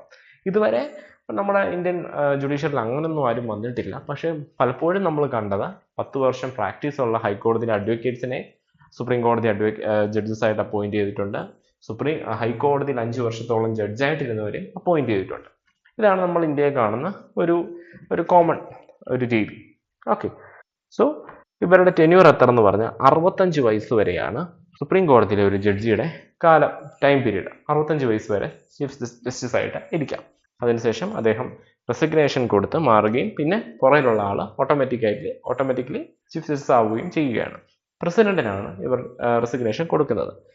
പിന്നെ അതേപോലെ കുഞ്ഞൊരു പോയിന്റ് കൂടാണ്, ഇവരുടെ സാലറിയും അലവൻസും എല്ലാം കൺസോളിഡേറ്റഡ് ഫണ്ട് ഓഫ് ഇന്ത്യ എന്ന് പറഞ്ഞ നമ്മുടെ ഗവൺമെന്റിന്റെ ഒരു ഫണ്ടുണ്ട്. ആ ഫണ്ടിൽ നിന്നാണ് ഇത് മൊത്തം നിറവേറ്റുന്നത്. സോ ഇതൊക്കെയാണ് നമ്മൾ ജഡ്ജസിന്റെ അപ്പോയിന്റ്മെന്റും അവരുടെ ടെന്യൂറും അവരുടെ ക്വാളിഫിക്കേഷനും പറയുന്നത്. സ്വാഭാവികമായിട്ട് അടുത്തൊരു ചോദ്യം നമ്മുടെ മനസ്സിൽ വരുന്നുണ്ട്. എങ്ങനെയാണ് ഒരു ജഡ്ജിനെ നമുക്ക് റിമൂവ് ചെയ്യാൻ പറ്റുന്നത്, അല്ലേ, പുറത്താക്കാൻ പറ്റുന്നത്? അതേപോലെ നമ്മൾ ചിന്തിക്കും, ഇന്ന് വരെ ഇന്ത്യയിലപ്പം ജഡ്ജിമാരെ പുറത്താക്കിയിട്ടുണ്ടോ? ഈ പറഞ്ഞ ചോദ്യങ്ങളായിരിക്കും നമ്മൾ ഈ ഒരു സ്ലൈഡിൽ കാണാൻ പോകുന്നത്. നമുക്കറിയാം, പ്രസിഡന്റിന്റെ ഉത്തരവ് പ്രകാരമാണ് ഒരു ജഡ്ജ് അപ്പോയിന്റ് ചെയ്യപ്പെടുന്നത്. അപ്പോൾ അപ്പോയിന്റ് ചെയ്ത ആൾക്കല്ലേ റിമൂവ് ചെയ്യാനുള്ള അതോറിറ്റി ഉള്ളൂ? അത് തന്നെ. സോ പ്രസിഡന്റിന്റെ നിർദ്ദേശപ്രകാരം മാത്രമേ, അല്ലെങ്കിൽ പ്രസിഡന്റിന് മാത്രമേ ആ ഒരു അതോറിറ്റി ഉള്ളൂ. അതായത് ഇദ്ദേഹത്തെ ഇംപീച്ച് ചെയ്യാന്ന് പറയും. നമ്മളൊരു ലീഗൽ ടേം ആണിത്, ഇംപീച്ച്മെന്റ് എന്ന് പറയും. അല്ലെങ്കിൽ റിമൂവൽ എന്ന ഒരേ അർത്ഥമുള്ള വാക്കുകൾ തന്നെയാണ്. അപ്പം ചുമ്മാ റിജക്ട് ചെയ്യാൻ, അല്ലെങ്കിൽ ചുമ്മാ ഒരാളെ റിമൂവ് ചെയ്യാൻ പറ്റത്തില്ല. അപ്പം ഒരു ജഡ്ജ് 2 കാരണത്താലാണ് പലപ്പോഴും റിമൂവ് ആക്കപ്പെടുന്നത്. എന്തൊക്കെയാണ്? അദ്ദേഹത്തിന്റെ ഭാഗത്തു നിന്ന് ഒരു മിസ്ബിഹേവിയർ, അതായത് അൺകോൺസ്റ്റിറ്റ്യൂഷണൽ ആയിട്ട് പ്രവർത്തിക്കുന്ന ഒരു പിഴയോ അല്ലെങ്കിൽ നിയമവിരുദ്ധമായി ചെയ്തൊരു തെറ്റോ കണ്ടെത്തണം, പ്രൂവ് ചെയ്യണം. അതാണ് പ്രൂവ് മിസ്ബിഹേവിയർ. 2, ഇൻകപ്പാസിറ്റി, മെന്റലി എന്തൊരു ഇഷ്യൂ വരികയോ അല്ലെങ്കിൽ ഇൻസാനിറ്റി എന്നൊക്കെ നമ്മൾ വാക്കുകളുണ്ടല്ലോ, അത് മാനസിക സ്ഥിരത നഷ്ടപ്പെടുകയോ അങ്ങനത്തെ കാര്യങ്ങളൊക്കെ വരുമ്പോഴും ഇദ്ദേഹത്തെ പുറത്താക്കാം. ഈ 2 ഗ്രൗണ്ടാണ് നിലവിൽ നമ്മുടെ നിയമത്തിൽ പറഞ്ഞിരിക്കുന്നത് ഒരു ജഡ്ജിനെ പുറത്താക്കാൻ. ഇത് എല്ലാ ജഡ്ജസിനും ആപ്ലിക്കബിൾ ആണ്. ഇന്ത്യയിലുള്ള സുപ്രീം കോടതി മാത്രമല്ല, ഹൈക്കോടതിയിലെ ജഡ്ജസിനെയും താഴെ പറയുന്ന ലോവർ കോടതി ജഡ്ജസിനെയും ഇംപീച്ച് ചെയ്യാൻ അല്ലെങ്കിൽ റിമൂവ് ചെയ്യാൻ ഈ 2 ഗ്രൗണ്ട് മാത്രം മതി. പക്ഷേ ചുമ്മാ ചെയ്താൽ പോരാ. ഇപ്പോൾ സുപ്രീം കോടതിയിലെ ഒരു ജഡ്ജിനെ നമ്മൾ ഒരു പ്രസിഡന്റ് ആണ് റിമൂവ് ചെയ്യുന്നത് പറഞ്ഞു. പക്ഷെ ഇത് എങ്ങനെയെന്നുള്ള രീതിയിലാണെങ്കിൽ നമ്മൾ നോക്കുവാണെങ്കിൽ ആദ്യം ഇത് പാർലമെന്റിന്റെ സമ്മതത്തിൽ കൂടെ മാത്രമേ നടപ്പിലാക്കാൻ പറ്റത്തുള്ളൂ. അപ്പം ആയതിനാൽ ഭരിക്കുന്ന പാർട്ടി എന്ത് ചെയ്യണം? പാർലമെന്റ് സെഷൻ കൂടുമ്പോൾ 2 സഭകളിലും, ലോക്സഭയിലും രാജ്യസഭയിലും, ലോക്സഭയിലാണെങ്കിൽ 100 മെമ്പേഴ്സിന് മുകളിൽ ആൾക്കാരെ അന്ന് വന്നിരിക്കുക, വെച്ചാൽ പാർലമെന്റിലുള്ളവർ 100 മെമ്പേഴ്സിന് മുകളിലുള്ളവർ അതിൽ ഒപ്പുവെക്കണം. ആ ഒരു പ്രമേയത്തിൽ ഒപ്പുവെക്കുകയും രാജ്യസഭയിലാണെങ്കിൽ 50 പേരും. എന്നിട്ട് ഇത് സ്പീക്കറിലോട്ട് കൈമാറും. ചെയർമാൻ ഓഫ് ദ ഹൗസിലോട്ട്, സ്പീക്കർ അല്ലെങ്കിൽ ചെയർമാനിലോട്ട് ഈ പ്രമേയം കൈമാറും. സ്പീക്കർ ഇത് ഒരു 90% സമ്മതിക്കുകയാണ് ചെയ്യുന്നത്. കാരണം എന്താണ്? ഭരിക്കുന്ന പാർട്ടിയുടെ വക്താവാണ്, ഒരു 99% സമ്മതിക്കുകയാണ്. സോ സ്പീക്കർ സമ്മതിച്ചതിന് ശേഷം എന്ത് ചെയ്യണം? സ്പീക്കർ സമ്മതിച്ചതിന് ശേഷം ഈ 2 ഫാക്ടർ നമ്മുടെ പാർലമെന്റിൽ, വെച്ചാൽ ലോക്സഭയിലും രാജ്യസഭയിലും 2 സഭകളിലും അഡ്രസ്സ് ചെയ്യണം. ആരാണ് പ്രമേയം മൂവ് ചെയ്യുന്നത് ആളെ അഡ്രസ്സ് ചെയ്യുകയും അവിടെ അന്ന് പ്രസന്റ് ആയിട്ടുള്ള 2/3 മെജോറിറ്റി, സ്പെഷ്യൽ മെജോറിറ്റി, അതായത് 2/3 ഓഫ് ദ വോട്ട് ആൾക്കാര് ഇതിന് സപ്പോർട്ട് ചെയ്യണം. ഇത് സപ്പോർട്ട് ചെയ്ത് കഴിയുമ്പോഴത്തേക്കും സ്പീക്കർ എന്ത് ചെയ്യും? അതായത് ആ ബില്ല് അവിടെ, വെച്ചാൽ പ്രമേയം പാസ്സാവും. പ്രമേയം പാസ്സായി കഴിയുമ്പോഴത്തേക്കും ഒരു സ്പീക്കർ അല്ലെങ്കിൽ ചെയർമാൻ ഓഫ് ദ ഹൗസ് ഒരു 3 അംഗ കമ്മിറ്റിയെ ഈ പറയുന്ന വിഷയം ഇൻവെസ്റ്റിഗേറ്റ് ചെയ്യാൻ വേണ്ടി തയ്യാറാക്കും. അപ്പം തുടക്കം എന്താണ് ചെയ്തത്? ഒരു പ്രമേയം പാർലമെന്റിൽ കൊണ്ടിരിക്കുകയും 2 സഭകളിലും പാസ്സാവണം. 2 സഭകളിലും പാസ്സായി കഴിയുമ്പോഴത്തേക്കും ചെയർമാൻ അല്ലെങ്കിൽ സ്പീക്കർ, ഒരു ലോക്സഭയുടെ സ്പീക്കർ, ഇതിന് ഒരു കമ്മിറ്റി രൂപീകരിച്ച്, 3 അംഗ കമ്മിറ്റി രൂപീകരിച്ച് ഈ വിഷയത്തെ പറ്റി പഠിച്ച് റിപ്പോർട്ട് നൽകാൻ പറയും ഇത്ര ദിവസത്തിനുള്ളിൽ. ആ റിപ്പോർട്ടിനകത്തും ഇത് ശരിവെക്കുകയാണെങ്കിൽ പാർലമെന്റ് പ്രസിഡന്റിനോട് പറയും, you can remove that person from that particular chair. ആയതിനാൽ പ്രസിഡന്റ് ഉത്തരവിറക്കും, പബ്ലിക്കായിട്ടൊരു ഓർഡർ ഇറക്കും. So and so person shall not continue as a judge എന്നുള്ള രീതിയിൽ ഉത്തരവിറക്കും. ഇങ്ങനെയാണ് നമ്മുടെ ജഡ്ജസിനെ റിമൂവ് ചെയ്യുന്നത്. ഇപ്പം സ്വാഭാവികമായിട്ട് നമ്മൾ ചിന്തിക്കും ഇന്ത്യയിൽ അപ്പം നടന്നിട്ടുണ്ടോ എന്നുള്ളത്. ഇന്ത്യയിൽ ഇതുവരെ അങ്ങനെ നടന്നിട്ടില്ല. ഇന്ത്യ പക്ഷേ 2 വട്ടം പ്രമേയം അവതരിപ്പിച്ചിട്ടുണ്ട്. ഒന്ന് 1991-93 കാലഘട്ടത്തിൽ ജസ്റ്റിസ് രാമസ്വാമി എന്ന് പറയുന്ന ആൾക്കെതിരെയും ദീപക് മിശ്ര എന്ന് പറയുന്ന 2019 നമ്മുടെ സുപ്രീം കോടതിയിലെ മുൻ ജസ്റ്റിസ് ആയിരുന്ന ദീപക് മിശ്രക്കെതിരെയും പ്രമേയം പാർലമെന്റിൽ വന്നിട്ടുണ്ട്. 93 ലോക്സഭയിൽ അത് പാസ്സായെങ്കിലും രാജ്യസഭയിൽ അത് പാസ്സായില്ല. അപ്പൊ 2 ഹൗസുകളിലും ഇത് പാസ്സാവണം, എന്നാൽ മാത്രമേ ഇംപീച്ച് ചെയ്യുന്ന പ്രൊസീജിയറിലോട്ട് കടക്കാൻ പറ്റത്തുള്ളൂ, അല്ലെങ്കിൽ റിമൂവ് ചെയ്യുന്ന പ്രൊസീജിയറിലോട്ട് കടക്കാൻ പറ്റത്തുള്ളൂ. അപ്പം നിലവിൽ ഇന്ത്യയിൽ ആരെയും ചെയ്തിട്ടില്ല. അപ്പം പ്രസിഡന്റാണ് അപ്പോയിന്റ് ചെയ്യുന്നതും പ്രസിഡന്റാണ് റിമൂവ് ചെയ്യുന്ന അതോറിറ്റേറ്റീവ് പേഴ്സൺ. ഇനിയിപ്പം നമ്മൾ പഠിക്കാൻ പോകുന്ന അടുത്ത ടോപ്പിക്കിന് jurisdiction of the supreme court. നമ്മളിപ്പോൾ സോഫാർ എന്തൊക്കെയാണ് നോക്കിയത്? സുപ്രീം കോടതിയുടെ ചരിത്രത്തെ പറ്റി നോക്കി, സുപ്രീം കോടതിയുടെ ഫങ്ഷൻസ് എന്തൊക്കെയാണെന്നുള്ളത് അറിഞ്ഞു, സുപ്രീം കോടതിയിൽ ഒരാൾ ജഡ്ജായിട്ട് എങ്ങനെയാണ് അപ്പോയിന്റ് ചെയ്യുന്നതെന്ന് അറിഞ്ഞു, സുപ്രീം കോടതിയിൽ ഒരാളെ എങ്ങനെ റിമൂവ് ചെയ്യുന്നെന്നും അറിഞ്ഞു. ഇനി നമ്മൾ പഠിക്കാൻ പോകുന്നത് ജൂറിസ്ഡിക്ഷൻ ഓഫ് സുപ്രീം കോർട്ടാണ്. അപ്പോൾ ജൂറിസ്ഡിക്ഷൻ എന്ന് പറഞ്ഞാൽ എന്താണ്? ജൂറിസ്ഡിക്ഷൻ എന്ന് വെച്ചാൽ it is the authority given to a legal body like a court to administer justice within a defined field of responsibility. നിയമം ഏർപ്പെടുത്തിയിരിക്കുന്ന ഒരു അധികാരത്തെ, അല്ലെ, നിയമത്തിനകത്ത് നമ്മൾ സുപ്രീം കോടതി ഏറ്റവും അപ്പെക്സ് കോർട്ടാന്ന് പറയും. സോ ഇപ്പൊ ഇനി നമുക്കൊരു വ്യക്തിപരമായിട്ട് നമ്മൾ തന്നെ നോക്കുമ്പോൾ, അല്ലെങ്കിൽ ഒരു ജുഡീഷ്യറി ആയിട്ട് തന്നെ നോക്കുമ്പോൾ, എല്ലാവർക്കും അവരുടെ ഒരു ബൗണ്ടറി ഉണ്ട്, അല്ലെ. ആ ബൗണ്ടറിക്കകത്ത് ഫങ്ഷൻ ചെയ്യാൻ കൊടുത്തിരിക്കുന്ന അതോറിറ്റിയാണ് നമ്മൾ ജൂറിസ്ഡിക്ഷൻ എന്ന് പറയുന്നത്. ഇപ്പൊ സുപ്രീം കോടതിയുടെ ബൗണ്ടറി എന്ന് പറഞ്ഞാൽ എന്താണ്? All over the India. ഇപ്പം കേരള ഹൈക്കോടതി എന്ന് പറയുമ്പോൾ എന്താണ്? കേരള ഹൈക്കോടതിയുടെ ജൂറിസ്ഡിക്ഷൻ ആണ് ഇപ്പം പറയുന്നത് എന്താണ്? കേരളം മൊത്തം. തമിഴ്നാട് പറ്റുമോ? ഇല്ല. ഇപ്പൊ സുപ്രീം കോടതിയുടെ ജൂറിസ്ഡിക്ഷൻ എന്ന് പറയുമ്പോൾ സുപ്രീം കോടതി അതോറിറ്റേറ്റീവ് ആയിട്ടുള്ള ഒരു പവറിനെയാണ് ഇവിടെ ഡിഫൈൻ ചെയ്യുന്നത്. സുപ്രീം കോടതിയുടെ അതൊരു അതോറിറ്റേറ്റീവ്. അപ്പം നമ്മൾ അതുകൊണ്ടാണ് ഞാൻ എക്സാമ്പിൾ പറഞ്ഞത്.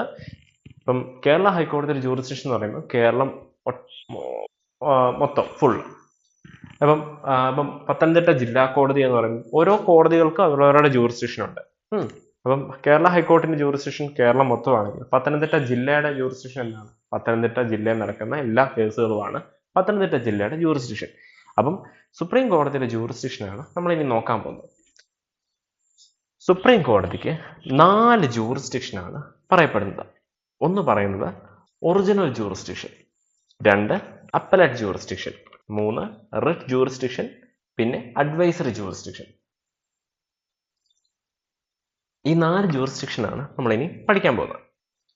ഒന്നാമത് പഠിക്കാൻ പോകുന്നത് ഒറിജിനൽ ജൂറിസ്ഡിക്ഷൻ. ബേസിക്കലി ഒരു എക്സാം പോയിന്റ് ഓഫ് വ്യൂവിൽ നിങ്ങൾക്ക് പറയുകയാണെങ്കിൽ നിങ്ങൾക്ക് ജൂറിസ്ഡിക്ഷൻസ് ഏതൊക്കെയെന്നേ ചോദിക്കുകയുള്ളൂ. പക്ഷേ ഒരു യൂണിവേഴ്സിറ്റി തരത്തിൽ നോളജ് നിങ്ങൾക്ക് വേണം, അല്ലെങ്കിൽ ഇതൊരു അറിഞ്ഞിരിക്കണം. ഒരു പൗരൻ എന്നുള്ള രീതിയിൽ നമ്മുടെ പരമോന്നതമായ കോടതിയുടെ ഒരു ഫംഗ്ഷൻ അറിഞ്ഞിരിക്കണം എന്നുള്ള രീതിയിലാണ് ഞാൻ ഈ സ്ലൈഡിനകത്ത് ഇതിന്റെ കണ്ടന്റ് കൂടുതൽ ആഡ് ഓൺ ചെയ്തിരിക്കുന്നത്. ഒരിക്കലും നഷ്ടമല്ല, നിങ്ങൾക്കൊരു ആഡ് ഓൺ ആണത്. Okay, so original jurisdiction. അപ്പം ഈ ഒറിജിനൽ എന്നുള്ള വാക്കിന് എന്താണ് ഒറിജിനൽ? ദ റിയൽ വൺ, അല്ലേ? നമ്മൾ നോർമൽ സെൻസിൽ പറയുകയാണെങ്കിൽ. അപ്പം ഒറിജിനൽ ജൂറിസ്ഡിക്ഷൻ എന്ന് പറയുന്നതിൽ കൂടെ കോടതി എന്താണ് ഉദ്ദേശിക്കുന്നതെന്ന് വെച്ചാൽ ഇതിന് 2 ഡയമെൻഷനാണ് ഇതിൽ പറയപ്പെടുന്നത്. ഒന്നെന്ന് വെച്ചാൽ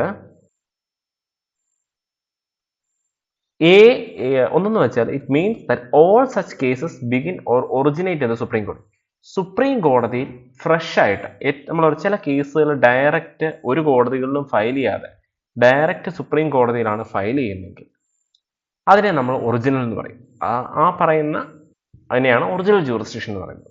ഓക്കെ, ഇപ്പൊ ഡയറക്റ്റ് വേറൊരിടത്തും ഫയൽ ചെയ്യാതെ ഡയറക്റ്റ് സുപ്രീം കോടതിയിൽ ചെന്ന് ഫയൽ ചെയ്യുന്ന കേസുകളെ നമ്മൾ ഒറിജിനൽ ജൂറിസ്ഡിക്ഷൻ എന്ന് പറയും. ഇതിന്റെ രണ്ടാമത്തെ ഒരു ഡയമെൻഷൻ നമ്മൾ നോക്കുവാണെങ്കിൽ എന്താണ്? രണ്ടാമത്തെ dimension, it also means that such cases cannot be initiated in any other court. വേറൊരു കോടതികളിലും ഫയൽ ചെയ്യാൻ പറ്റാതെ, ഡയറക്റ്റ് വേറൊരു കോടതികൾക്ക് ഒത്തുതീർക്കാൻ പറ്റാതെ ഡയറക്റ്റ് വരുന്ന കേസുകളെയും നമ്മൾ ഒറിജിനൽ ജൂറിസ്ഡിക്ഷൻ എന്ന് പറയുന്നു. സോ ഒറിജിനൽ ജൂറിസ്ഡിക്ഷൻ എന്ന് പറഞ്ഞാൽ ഫ്രഷ് ആയിട്ട് ഒരു വേറൊരിടത്തും സുപ്രീം കോടതി ഡയറക്റ്റ് വന്ന് ഫയൽ ചെയ്യുന്ന കേസുകളെയും, അല്ലെങ്കിൽ വേറെ എല്ലാ കോടതികൾക്കും വേറൊരു കോടതിക്കും ഇതിനെ ടാക്കിൾ ചെയ്യാൻ, അല്ലെങ്കിൽ ഒരു പ്രോപ്പറായിട്ട് ഒരു ഉത്തരം കൊടുക്കാൻ പറ്റില്ല എന്നുള്ള സിറ്റുവേഷൻ വരുമ്പോഴും സുപ്രീം കോടതി ഒറിജിനൽ ജൂറിസ്ഡിക്ഷൻ യൂസ് ചെയ്ത് നമുക്ക് ഫയൽ ചെയ്യാം.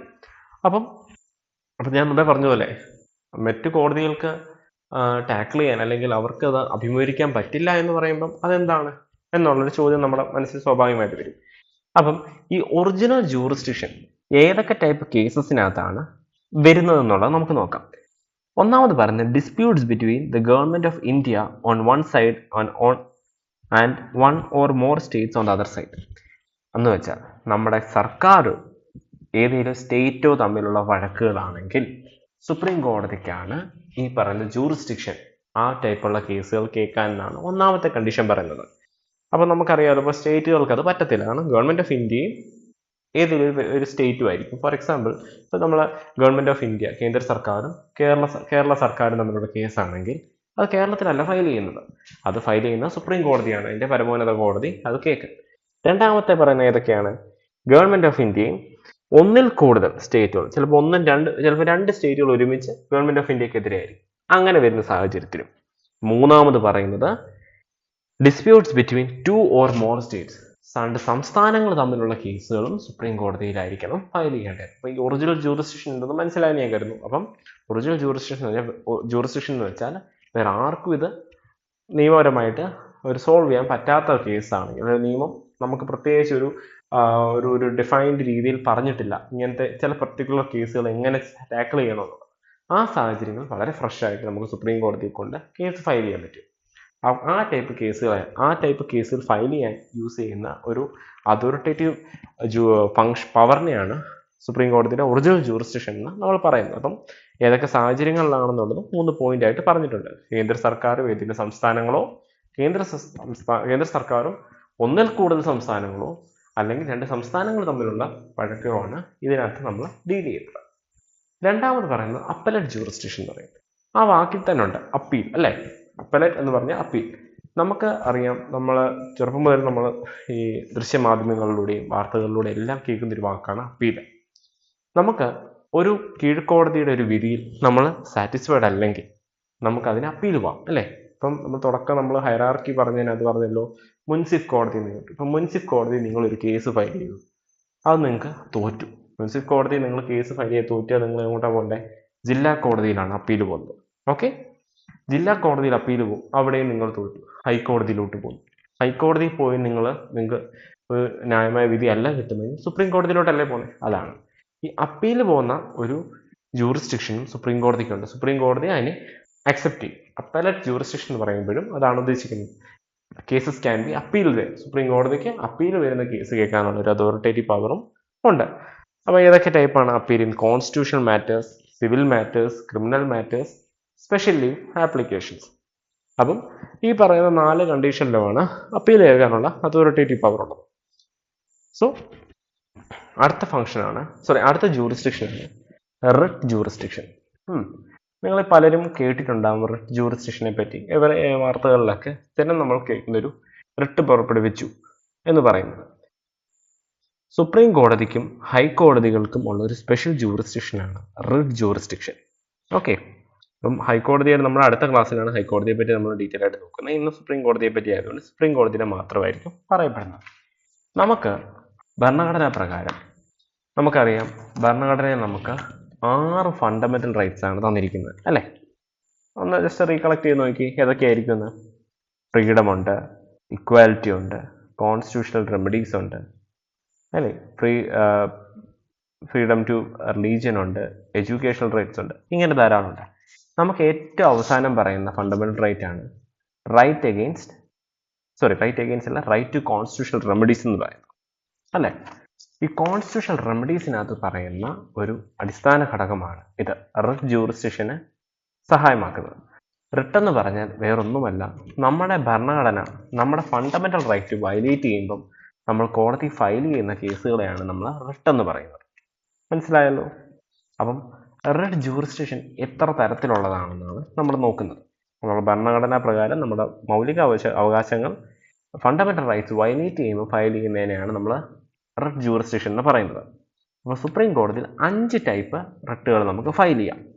ഒന്നാമത് പറയുന്നതാണ് റിട്ട് ഓഫ് മാൻഡമസ്. മാൻഡമസ് എന്ന് വെച്ചാൽ എന്താണ്? ആ പേരിൽ പറയുന്ന പോലെ തന്നെ കമാൻഡ് ചെയ്യുകയാണ്. നമ്മളിപ്പോൾ റിട്ട് മാൻഡമസ് സുപ്രീം കോടതി ഫയൽ ചെയ്യുകയാണെങ്കിൽ സുപ്രീം കോടതി അത് അക്സെപ്റ്റ് ചെയ്തിട്ട് ആ വാക്കിന്റെ അർത്ഥമാണ് വി കമാൻഡ്. മാൻഡമസ് എല്ലാം ലാറ്റിൻ വാക്കുകളാണ്. കമാൻഡ് ചെയ്യുകയാണ്. എന്താണ് കമാൻഡ് ചെയ്യാണ്? ഇപ്പം പബ്ലിക് ഓഫീസർ, ഒരു സർക്കാരിന്റെ ഏതെങ്കിലും ഒരു ഗവൺമെന്റ് ഓഫീസ് നമ്മൾ അവർ എന്തെങ്കിലും നമ്മളിപ്പോൾ ഒരു കാര്യം അപേക്ഷിച്ചിട്ട് അവർ ചെയ്യുന്നില്ല, അവർ പെർഫോം ചെയ്യുന്നില്ല, മനഃപൂർവ്വം അവർ പല കാരണത്താൽ അവർ ചെയ്യുന്നില്ല. അങ്ങനെയാണെങ്കിൽ നമ്മൾ സുപ്രീം കോടതിയിലോ ഹൈക്കോടതിയിലോ പോയി റിട്ട് ഫയൽ ചെയ്താൽ, ഇപ്പോൾ കേന്ദ്ര സർക്കാരിന്റെ ഒരു ഓഫീസ് ആണെങ്കിൽ സുപ്രീം കോടതി, സ്റ്റേറ്റ് സർക്കാരിന്റെ ആണെങ്കിൽ ഹൈക്കോടതി മതി. ഓക്കെ, അങ്ങനെ രണ്ടിടത്ത് റിട്ട് ജൂറിസ്ഡിക്ഷൻ ഉണ്ടെന്ന് ഞാൻ പറഞ്ഞു. അപ്പം ഈ പറഞ്ഞ റിട്ട് ഓഫ് മാൻഡമസ് അങ്ങ് ഫയൽ ചെയ്യുന്നു. മാൻഡമസ് ഫയൽ ചെയ്യുമ്പോഴത്തേക്കും അതാത് കോടതികൾ ഓർഡർ കമാൻഡ് ചെയ്യും അത് പെർഫോം ചെയ്യാൻ വേണ്ടി. എന്താണ് അവർ ചെയ്യുന്നില്ലാത്തത്. ഇത് പക്ഷേ പ്രൈവറ്റ് ഓഫീസുകൾക്കൊന്നും ബാധകമല്ല, സർക്കാർ സ്ഥാപനങ്ങൾക്ക് മാത്രമേ ബാധകമാവത്തുള്ളൂ, ഗവൺമെന്റിന്റെ ആയിട്ട്. രണ്ടാമത്തെ അപ്പോൾ റിട്ട് ഓഫ് മാൻഡമസ് എന്ന് വെച്ചാൽ എന്താണ്? കമാൻഡ് ചെയ്യുകയാണ് to a public official requesting him to perform his official duties without any fail. അതാണ് അതിൽ ഉദ്ദേശിച്ചിരിക്കുന്നത്. രണ്ടാമത്തെ ഒരു റിട്ടിനെ പറ്റി പറയുവാണെങ്കിൽ ഹേബിയസ് കോർപ്പസ്. നമ്മൾ പലപ്പോഴും സിനിമകളിലും കഥകളിലെല്ലാം കേട്ടിട്ടുള്ളൊരു വാക്കായിരിക്കും ഹേബിയസ് കോർപ്പസ്, അല്ലെ? ഹേബിയസ് കോർപ്പസ് എന്നുള്ള വാക്കിന്റെ അർത്ഥവും പ്രസന്റ് ദ ബോഡി അല്ലെ ടു ഹാവ് ദ ബോഡി എന്നാണ്. ഹേബിയസ് കോർപ്പസ് എന്ന് പറഞ്ഞാൽ ഇപ്പോൾ ഒരു വ്യക്തി മിസ്സിംഗ് ആണ്, അല്ലെ? ഒരാള് പോലീസ് കസ്റ്റഡിയിൽ കൊണ്ടുപോയതിനു ശേഷം കാണുന്നില്ല, അല്ലെങ്കിൽ ഒരു കക്ഷി വീട്ടിൽ നിന്ന് ഒരു പെട്ടെന്നൊരു സുപ്രഭാതത്തിൽ മിസ്സിംഗ് ആവുന്നു. ആ സമയത്ത് പോലീസ് അന്വേഷണം തൃപ്തികരമല്ലെങ്കിൽ, സാറ്റിസ്ഫാക്ടറി അല്ലെങ്കിൽ, നമുക്ക് കോടതിയിൽ ചെന്ന് ഹേബിയസ് കോർപ്പസ് ഫയൽ ചെയ്യാം. ഹേബിയസ് കോർപ്പസ് ഫയൽ ചെയ്ത് കഴിയുമ്പോഴത്തേക്കും കോടതി ഉത്തരവിടും ഇത്ര ദിവസത്തിനുള്ളിൽ അല്ലെങ്കിൽ ഇത്ര മണിക്കൂറിനുള്ളിൽ ഈ പറയുന്ന വ്യക്തിയെ കോടതിക്ക് മുമ്പിൽ ഹാജരാക്കണമെന്ന് പറയും. അപ്പം ആ ഒരു സാഹചര്യത്തിലും നമുക്ക് ഈ പറയുന്ന റിട്ട് യൂസ് ചെയ്യാം. അപ്പം റിട്ട് ഓഫ് മാൻഡമസ് നമ്മൾ നോക്കി, റിട്ട് ഓഫ് ഹേബിയസ് കോർപ്പസ് നോക്കി. അടുത്ത നമ്മൾ നോക്കുന്നത് റിട്ട് ഓഫ് പ്രൊഹിബിഷൻ. കണ്ടോ, പ്രൊഹിബിഷ്യോ എന്നും പറയും, പ്രൊഹിബിഷൻ എന്നും പറയും. പ്രൊഹിബിഷ്യോ എന്ന് വെച്ചാൽ ടു ഫോർബിഡ്, അല്ലെ? ഫോർബിഡ് എന്ന് പറഞ്ഞാൽ സ്റ്റോപ്പ് ചെയ്യുക എന്നുള്ളതാണ്. അപ്പോൾ ഇതെന്ന് വെച്ചാൽ പലപ്പോഴും നമുക്കറിയാം കീഴ്ക്കോടതികളുടെ ചില വിധികൾ തടയാൻ വേണ്ടി നമ്മൾ ഫയൽ ചെയ്യുന്നതാണ് writ of prohibition. Directing a subordinate to, എന്ന് വെച്ചാൽ ഡയറക്റ്റിംഗ് ഇൻ ദ സെൻസ് കോടതി, മേൽക്കോടതി ഡയറക്റ്റ് ചെയ്യും സബോർഡിനേറ്റ് കോടതിയുണ്ട് to stop doing something law prohibits. നമ്മൾ തുടക്കത്തിൽ ജൂറിസ്ഡിക്ഷൻ്റെ ഒരു കാര്യം പറഞ്ഞു, അല്ലേ? ഒരു ലിമിറ്റ്, എല്ലാവർക്കും ഒരു ബൗണ്ടറി ഉണ്ട്, ലിമിറ്റ് ഉണ്ട്. ഇപ്പം ചില കോടതികൾ അവരുടെ ബൗണ്ടറിക്ക് മുകളിൽ, ഫോർ എക്സാമ്പിൾ ഒരു വസ്തു തർക്കത്തിൻ്റെ കേസ് നിങ്ങൾ ഇമാജിൻ ചെയ്തു. അപ്പം ആ കോടതിക്ക്, അപ്പം ആ ഒരു പർട്ടിക്കുലർ ജില്ലയിലെ കോടതിക്ക് ആ പറയുന്ന വസ്തുവിൻ്റെ കേസുകൾ കേൾക്കാൻ അതോറിറ്റേറ്റീവ് ഇല്ല. ഫോർ എക്സാമ്പിൾ പത്തനംതിട്ടയിലുള്ള കോടതി കോട്ടയം പത്തനംതിട്ട ബോർഡറിൽ കിടക്കുന്ന ഒരു വസ്തുവിൻ്റെ പേരിലുള്ള ഒരു വഴക്കാന്ന് വിചാരിച്ചു. പക്ഷെ വസ്തുവിൻ്റെ കറക്റ്റ് ലൊക്കേഷൻ നോക്കുമ്പോൾ അത് കോട്ടയത്താണ്. പക്ഷെ പത്തനംതിട്ട കോടതി ആ കേസ് വിധി പറഞ്ഞു. അപ്പോൾ തെറ്റല്ലേ? ജൂറിസ്ഡിക്ഷന് വിപരീതമായിട്ടല്ലേ ചെയ്യുന്നത്? അങ്ങനെ വരുമ്പോൾ റിട്ട് ഫയൽ പ്രൊഹിബിഷന് വേണ്ടി നമുക്ക് നഷ്ടപ്പെട്ട പാർട്ടിക്ക് കോടതി ഫയൽ ചെയ്യുമ്പം കോടതി ഉത്തരവിടും പ്ലീസ് സ്റ്റോപ്പ് ഇറ്റ്, നിർത്താൻ പറയും, നിങ്ങൾ ചെയ്തത് തെറ്റാണ്. അല്ലെങ്കിൽ എന്താണ്, ചില ക്രിമിനൽ കേസുകൾ നോക്കാത്ത കൊലക്കുറ്റത്തിന് വകുപ്പുകൾ മാറി കോടതി ചാർത്തുമ്പോഴും അത് അപ്ലൈ ചെയ്യുമ്പോഴും ഇതേപോലെ തെറ്റായിട്ടാണ്, എന്തെങ്കിലും നിയമത്തിന്റെ ഭാഗത്ത് എന്തെങ്കിലും എറർ ഉണ്ടെങ്കിൽ അത് നിർത്തിവെക്കാൻ വേണ്ടി പറയാനും ഈ പറഞ്ഞ പ്രോഹിബിറ്റ് ചെയ്യാൻ വേണ്ടി ഈ പറഞ്ഞ റിട്ട് സഹായിക്കും. അതാണ് പ്രൊഹിബിഷൻ. അടുത്തത് സെർഷ്യോറാറി. ഉണ്ടോ? അടുത്തതായി റിട്ട് ഓഫ് സെർഷ്യോറാറി. സെർഷ്യോറാറി എന്ന് മീൻസ് അതിന്റെ അർത്ഥം എന്ന് വെച്ചാൽ to be certified or to be informed. Certiorari എന്ന് പറഞ്ഞാൽ പ്രോഹിബിഷയുടെ ഒരു ഹയർ വേർഷനാണ്. അതിനകത്ത് എന്താണ് സെർഷ്യോറാറി എന്ന് വെച്ചാൽ ഈ റിട്ട് ഫയൽ ചെയ്ത് കഴിഞ്ഞാൽ കോടതിക്ക് എന്ത് ചെയ്യാന്ന് വെച്ചാൽ കോടതിക്ക് കീഴ്ക്കോടതിയുടെ ഉത്തരവിനെ ക്വാഷ് ചെയ്യാം. ക്വാഷ് എന്ന് വെച്ചാൽ കംപ്ലീറ്റ്ലി റിജക്ട് ചെയ്ത്, നമ്മൾ പറയില്ലേ കട്ട് ആൻഡ് ഷോർട്ട് ആയിട്ട് റിജക്ട് ചെയ്യാം. ഈ പറഞ്ഞ ഉത്തരവ് ഒരു വിലയില്ലാത്ത രീതിയിലാക്കി എടുക്കാൻ പറ്റും, ക്വാഷ് ചെയ്യാൻ പറ്റും. അല്ലെങ്കിൽ ട്രാൻസ്ഫർ ചെയ്ത് കൊടുക്കാൻ പറയും കേസ്. പിന്നെ നമ്മൾ പറഞ്ഞ എക്സാമ്പിൾ ഉണ്ടല്ലോ, കേസ് മാറി കൈകാര്യം ചെയ്യുകയോ അല്ലെങ്കിൽ നിയമത്തിൽ ഒരു എറർ വെച്ച് കേസ് ഡീൽ ചെയ്യുകയും ചെയ്തു കഴിഞ്ഞാണെങ്കിൽ റിട്ട് ഓഫ് സെർഷ്യോറാറി ഫയൽ ചെയ്താൽ കോടതിക്ക് ആ ഉത്തരവ് ക്വാഷ് ചെയ്ത് കളയാൻ പറ്റും, എന്ന് വെച്ചാൽ റിജക്ട് ചെയ്ത് കളയാൻ പറ്റും.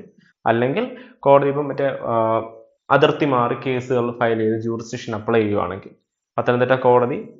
പത്തനംതിട്ട കോടതിയോട് പറയുകയാണ് നിങ്ങൾ ആ കേസ് ഡീൽ ചെയ്യല്ല, കോട്ടയം കോടതിയിലോട്ട് ട്രാൻസ്ഫർ ചെയ്യണമെന്ന് പറയും. അപ്പം അതാണ് സെർഷ്യോറാറിയുടെ ഒരു പവർ എന്ന് വെച്ചാൽ എന്താണ്, കേസ് ട്രാൻസ്ഫർ ചെയ്യാനോ അല്ലെങ്കിൽ ക്വാഷ് ചെയ്ത് കൊടുക്കാനുള്ള ഒരു അതോറിറ്റേറ്റീവ് പവർ ഉണ്ട്. പ്രൊഹിബിഷൻ സെർഷ്യോറാറിയും തമ്മിൽ നമ്മളൊരു മനസ്സിലാക്കേണ്ട ഒരു വ്യത്യാസം എന്ന് പറഞ്ഞാൽ പ്രൊഹിബിഷയ്ക്കകത്ത് സ്റ്റോപ്പ് ചെയ്യിക്കുക മാത്രമാണ്, അല്ലേ? പക്ഷേ സെർഷ്യോറാറിക്ക് നോക്കിയ ഒരു കറക്റ്റീവ് മെക്കാനിസമാണ് നിയമം അവിടെ അപ്ലൈ ചെയ്യുന്നത്. തെറ്റ് തിരുത്തി അത് ക്യൂർ ചെയ്ത് കൊടുക്കുകയാണ് സെർഷ്യോറാറിക്കകത്ത് ചെയ്യുന്നത്. ലാസ്റ്റ് വൺ നമ്മൾ നോക്കേണ്ടത് writ of quo warranto. Quo warranto എന്ന് പറഞ്ഞാൽ വാട്ട് ഈസ് ദ അതോറിറ്റി എന്നുള്ളതാണ് ക്വോ വാറന്റോയ്ക്കകത്ത് നമ്മൾ നോക്കുന്നത്. അതായത് it is issued by the court to investigate the legality of a person claim to be a public office. ഒരു പർട്ടിക്കുലർ ആയിട്ട് ഒരാൾ പറയുകയാണ് ഇപ്പം ഈ പറയുന്ന പഞ്ചായത്താണ് അതിൻ്റെ അതോറിറ്റേറ്റീവ് പേഴ്സൺ ഈ പറയുന്ന ഒരു പർട്ടിക്കുലർ ബില്ല് പാസ്സാക്കാൻ, അല്ലെങ്കിൽ ഈ താലൂക്കാണെന്നൊക്കെ പറയുമ്പോൾ നമുക്കറിയാം നിയമപ്രകാരം അതല്ല. അങ്ങനെ പറയുമ്പോഴത്തേക്കും നമ്മൾ കോ വാറന്റോ പ്രകാരം റിട്ട് ഫയൽ ചെയ്യുമ്പോൾ കോടതി ചോദിക്കും വാട്ട് ഈസ് യുവർ അതോറിറ്റി, നിങ്ങൾ ഹാജരാക്കാൻ പറയും. നിങ്ങൾക്കുള്ള ജൂറിസ്ഡിക്ഷനകത്ത് വരുന്നതാണോ ഈ കേസ്, അല്ലെങ്കിൽ വാട്ട് ഈസ് യുവർ അതോറിറ്റി എന്നുള്ള രീതിയിൽ കോടതി ചോദ്യം ചെയ്യുന്ന സിറ്റുവേഷൻസ് ആണ് ഈ പറയുന്ന സിറ്റുവേഷൻസ് കോ വാറന്റോയ്ക്കകത്ത് വരുന്നത്. അതിനാൽ കോ വാറന്റോയ്ക്കകത്ത് ഇതാണ് അവരെ ചോദ്യം ചെയ്ത് പബ്ലിക് ഓഫീസ്, ഇതെല്ലാം പബ്ലിക് ഓഫീസിന് മാത്രമേ ബാധകമാകത്തുള്ളൂ, പ്രൈവറ്റ് ആയിട്ട് ഒരു കമ്പനികൾക്കും ഇത് ബാധകമല്ല. അപ്പം 5 ടൈപ്പ് റിട്ടുകളാണ് നമ്മൾ പഠിച്ചത്: mandamus, habeas corpus, certiorari, prohibition, quo warranto. Okay, habeas കോർപ്പസിനകത്ത് നമ്മൾ പറഞ്ഞു ആളിനെ കോടതിയിൽ ഹാജരാക്കണമെന്നും, മാൻഡമസിനകത്ത് എന്താണ്, കമാൻഡ് ചെയ്യുകയാണ്. കമാൻഡ് ചെയ്യുന്ന എന്തിനാണ്? കമാൻഡ് ചെയ്ത് പബ്ലിക് ഒഫീഷ്യൽ ഒരു ഡ്യൂട്ടി ഫുൾഫിൽ ചെയ്യുന്നില്ലെങ്കിൽ, റെസ്പോൺസിബിൾ ആയിട്ട് ചെയ്യുന്നില്ലെങ്കിൽ അത് പ്രോപ്പറായിട്ട് കണ്ടക്ട് ചെയ്യാൻ വേണ്ടിയാണ് മാൻഡമസ് പറയുന്നത്. സെർഷ്യോറാരിക്കകത്ത് എന്താണ് പറഞ്ഞത്? സെർഷ്യോറാരിക്കകത്ത് പറയുന്നതാണ് കേസ് നിയമം അപ്ലൈ ചെയ്യാൻ ലോവർ കോടതികൾ എന്തെങ്കിലും തെറ്റ് കാണിക്കൂ, ജൂറിസ്ഡിക്ഷൻ വിട്ട് പ്രവർത്തിക്കുകയോ ചെയ്യുമ്പോൾ അത് കറക്റ്റ് ചെയ്ത്, അത് ക്വാഷ് ചെയ്ത് കറക്റ്റ് ചെയ്ത് റെക്ടിഫൈ ചെയ്ത് കൊടുക്കുന്ന ഒരു മെക്കാനിസമാണ് സെർഷ്യോറാരിക്കകത്ത്. പ്രൊഹിബിഷോയ്ക്കകത്ത് എന്താണ് പറഞ്ഞത്? സ്റ്റോപ്പ് ചെയ്യുക, പ്രൊസീഡിങ്സ് സ്റ്റോപ്പ് ചെയ്യിക്കാൻ സഹായിക്കും. പിന്നെ കോ വാറന്റോ എന്ന് പറഞ്ഞാൽ പബ്ലിക് ഓഫീസ് ഹോൾഡ് ചെയ്യുന്ന ഒരാളോട് എന്ത് അതോറിറ്റിയിലാണ് നിങ്ങളത് ചെയ്തത്, അല്ലെങ്കിൽ നിങ്ങൾ എന്ത് അതോറിറ്റിയിലാണ് അത് ചെയ്യാത്തത് എന്നുള്ള രീതിയിൽ ക്വസ്റ്റ്യൻ ചെയ്യുന്നു. അവരുടെ അതോറിറ്റിയെ ചെക്ക് ചെയ്യുന്നതിനും ക്വസ്റ്റ്യൻ ചെയ്യുന്നതിനും യൂസ് ചെയ്യുന്നതാണ് നമ്മുടെ കോ വാറന്റോയ്ക്കകത്ത് പഠിച്ചത്. അങ്ങനെ അത് നോക്കി. ഇനി ലാസ്റ്റ് ആയിട്ടുള്ള ഒരു ജൂറിസ്ഡിക്ഷൻ ഉണ്ട്. നമ്മൾ ഇത് ഒന്നാമത് പറഞ്ഞത് ഒറിജിനൽ ജൂറിസ്ഡിക്ഷൻ, രണ്ടാമത് അപ്പലറ്റ്, പിന്നെ red jurisdiction, the last one is advisory jurisdiction. നമ്മൾ തുടക്കത്തിൽ ഫങ്ഷൻസ് ഓഫ് കോടതിയുടെ ഫങ്ഷനെ പറ്റി പറഞ്ഞപ്പോൾ ഒരു പോയിന്റ് പറഞ്ഞു. ആറാമത്തെ പോയിന്റ് എന്തായിരുന്നു? ആറാമത്തെ പോയിന്റ് അഡ്വൈസറി ജൂറിസ്ഡിക്ഷൻ അല്ലെ അഡ്വൈസറി ഫങ്ഷൻ. ഈ അഡ്വൈസറി ഫങ്ഷനെ റിഫ്ലക്റ്റ് ചെയ്യുന്ന ഒരു പ്രൊവിഷനാണ്, അല്ലെങ്കിൽ വളരെയധികം സിമിലർ ആയിട്ട് നമുക്ക് പറയാൻ പറ്റുന്ന ഒരു ഫംഗ്ഷനാണ്, ജൂറിസ്ഡിക്ഷനാണ് അഡ്വൈസറി ജൂറിസ്ഡിക്ഷൻ. ഇത് രണ്ടും ഏറെക്കുറെ സെയിം ആണ്. കാരണം സുപ്രീം കോടതികൾക്ക് അഡ്വൈസ് ചെയ്ത് കൊടുക്കാനുള്ള അതോറിറ്റി ഉണ്ട്. ആർക്ക് എന്നുള്ളതാണ് ചോദ്യം.